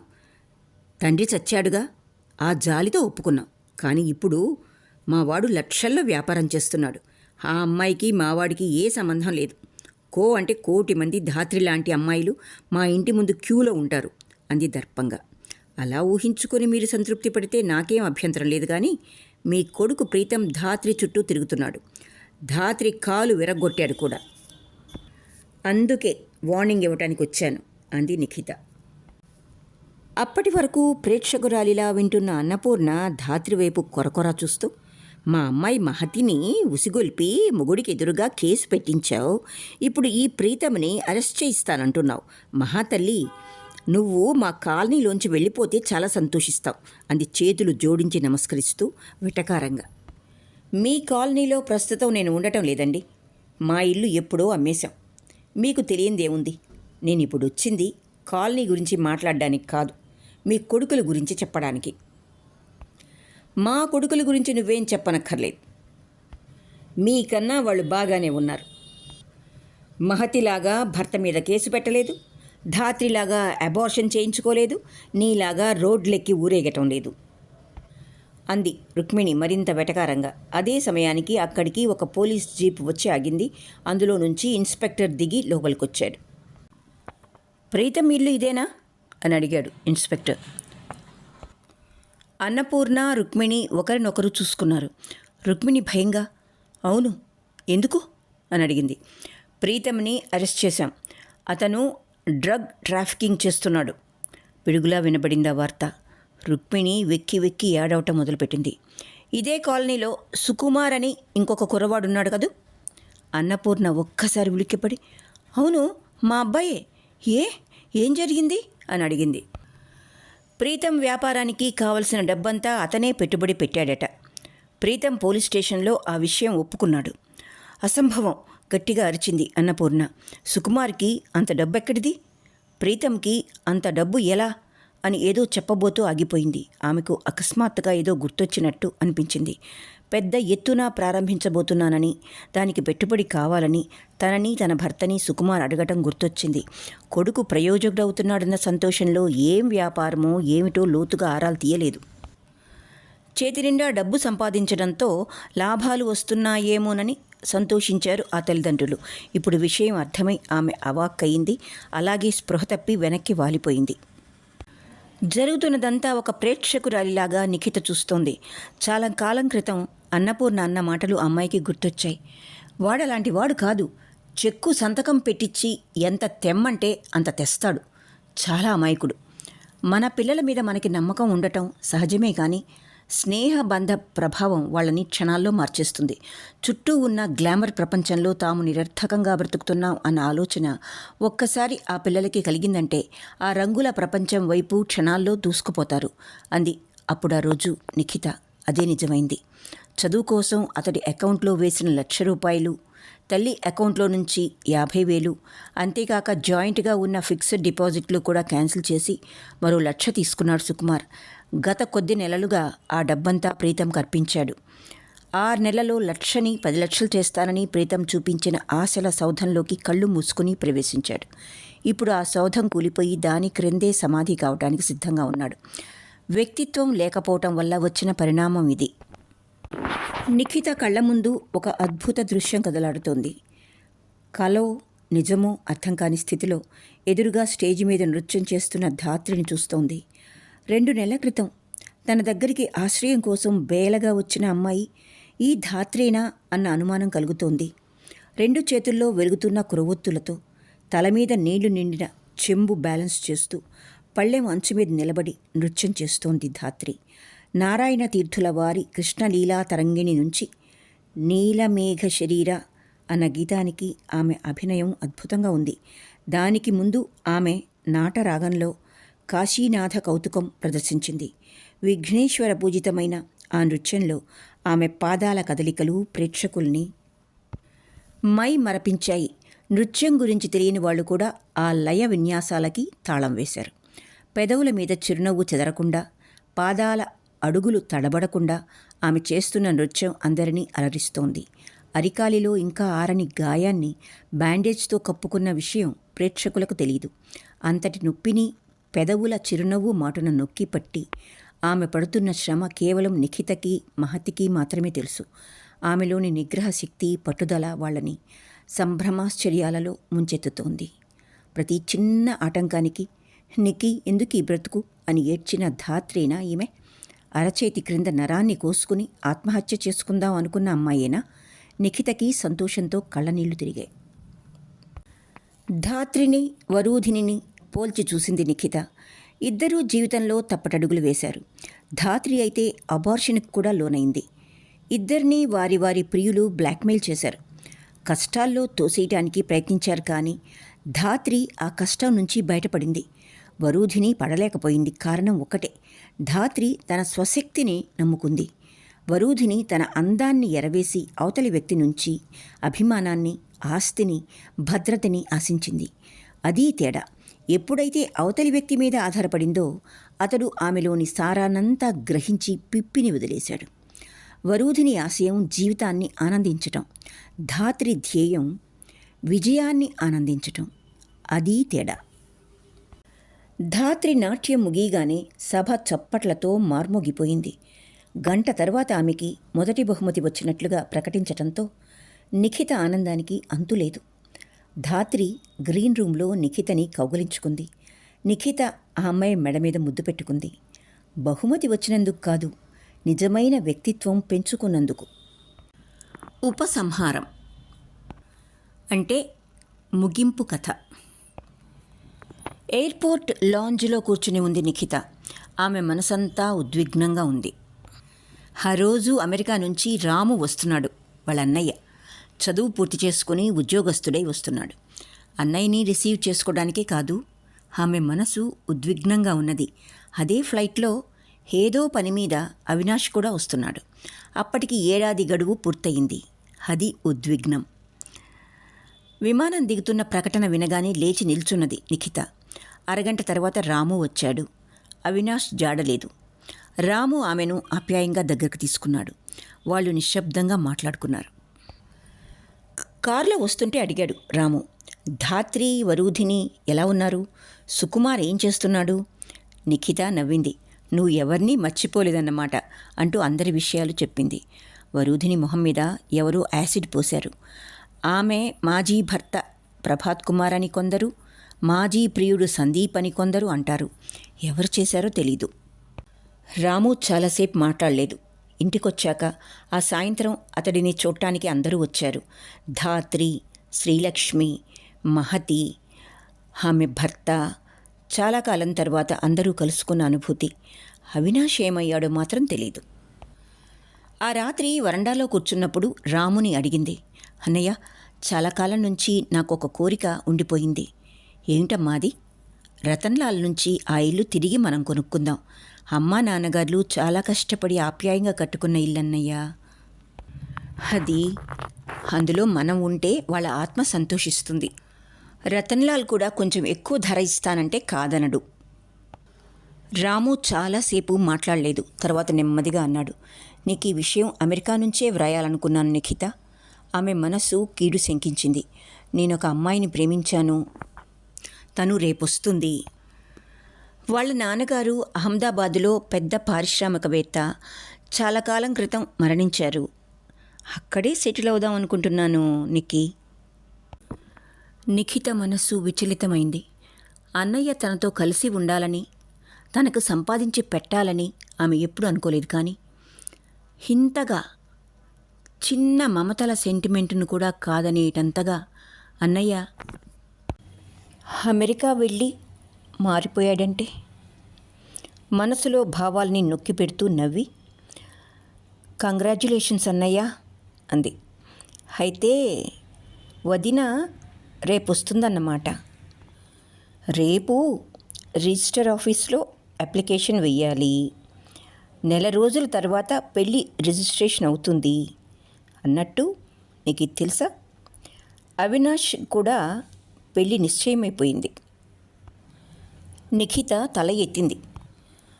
రాము చెప్పుకుపోతున్నాడు. అందుకే అతడు బొంబాయిలో దిగిపోయాడు.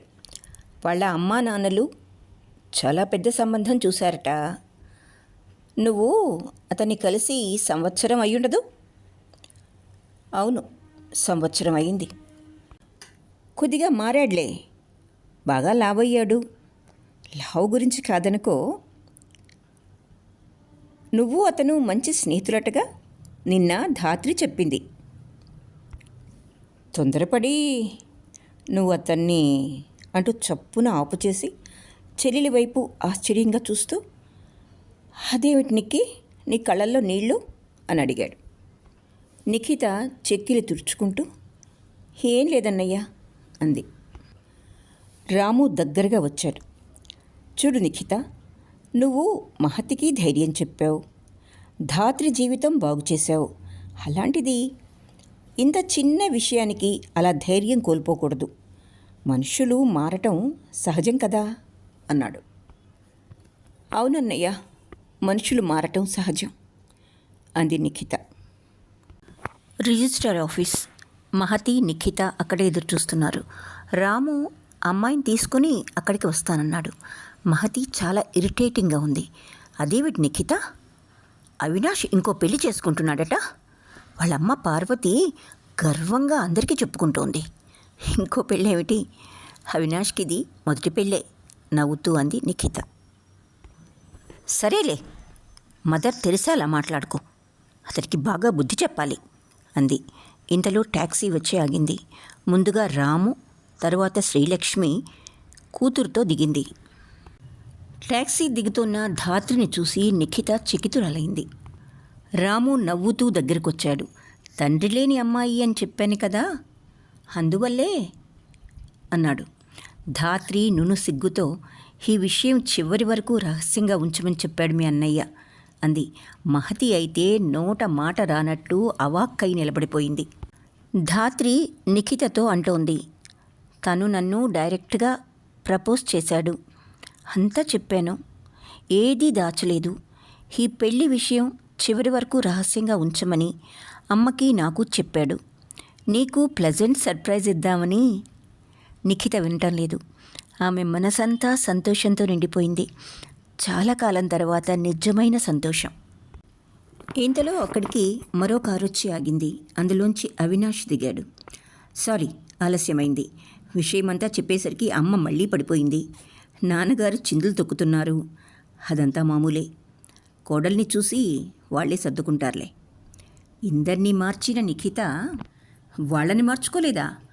పదండి లోపలికి, ఆలస్యం దేనికి అని తొందర చేశాడు. అక్కడే ఆగిపోయిన మహతిని చూసి నిఖిత, అదేమిటి అలా నిల్చుండిపోయావు? లోపలికి రా, సాక్షి సంతకం పెట్టవు అని అడిగింది. ఒకేసారి ఇన్ని ఆశ్చర్యార్థకాలు నేను తట్టుకోలేకపోతున్నాను బాబు అంది మహతి నవ్వుతూ. రాము చెల్లెల దగ్గరికి వచ్చి, సారీ నిఖిత, చాలా సస్పెన్స్లో పెట్టాను కదూ. అవినాష్ విషయంలో కూడా అబద్ధం చెప్పాను. నువ్వు ఈ మధ్య మరీ బౌద్ధ భిక్షువులా పరోపకారమిదం శరీరం అన్నట్లు అందరి కోసం కష్టపడుతున్నావనిపించింది. ఉప్పు కారం మిస్ అయినట్లు. చిన్న థ్రిల్లిస్తే ఆ విషాదంలోంచి అకస్మాత్తుగా వచ్చే ఆనందం బాగుంటుందని నేను అవినాష్ కలిసి నాటకం ఆడాం. సారీ అన్నాడు. సర్లే, నువ్వు ఈ పని చేసినందుకు ఘనంగా ఆడపడుచు లాంఛనం వసూలు చేస్తాలే అంది నిఖిత. మన ఇల్లే లాంఛనం దృఢంగా అన్నాడు Ramu. How to achieve success. చెట్ల సందుల్లోంచి సాయంత్రపు వెలుగు ఆమె మెడలోని మంగళసూత్రం మీద పడి ఆ పుస్తకపు ఆకుపచ్చ అట్ట మీద మరింత పచ్చగా పరావర్తనం చెందుతోంది. ఇద్దరూ కాలనీ చెట్టు క్రింద చెప్టా మీద కూర్చునున్నారు. నీకు గుర్తుందానికి ఈ పుస్తకం కొనటంతోనే మన పరిచయం మొదటి మెట్టు ఎక్కింది. హౌ టు అచీవ్ సక్సెస్ అన్నాడు అవినాష్. నిఖిత నవ్వింది. అతడు పుస్తకం పేజీలు తిప్పుతూ అన్నాడు, నాకు ఒక్క విషయం అర్థం కావటం లేదు. నన్ను రాము ఫ్లైట్ దగ్గర కలిసి ఈ నాటకం ఆడదామని చెప్పినప్పుడు థ్రిల్ కోసం సరే అన్నాననుకో, కానీ నాకే ఇదంతా సిల్లీగా అనిపించింది. అందుకే బాంబే నుండి ఫోన్ చేసి నీకు మన పెళ్లి విషయం అంతా చెప్పాను కదా. కానీ ఆ రాత్రి రాము నీతో నాకు ఇంకెవరితోనూ వివాహం జరగబోతోంది అని చెప్పినప్పుడు కంట నీరు పెట్టుకున్నావట. ఎందుకు? నా మీద నమ్మకం లేకనా? నీ మీద నమ్మకం నాకెప్పుడు ఉంది అవినాష్. మరి?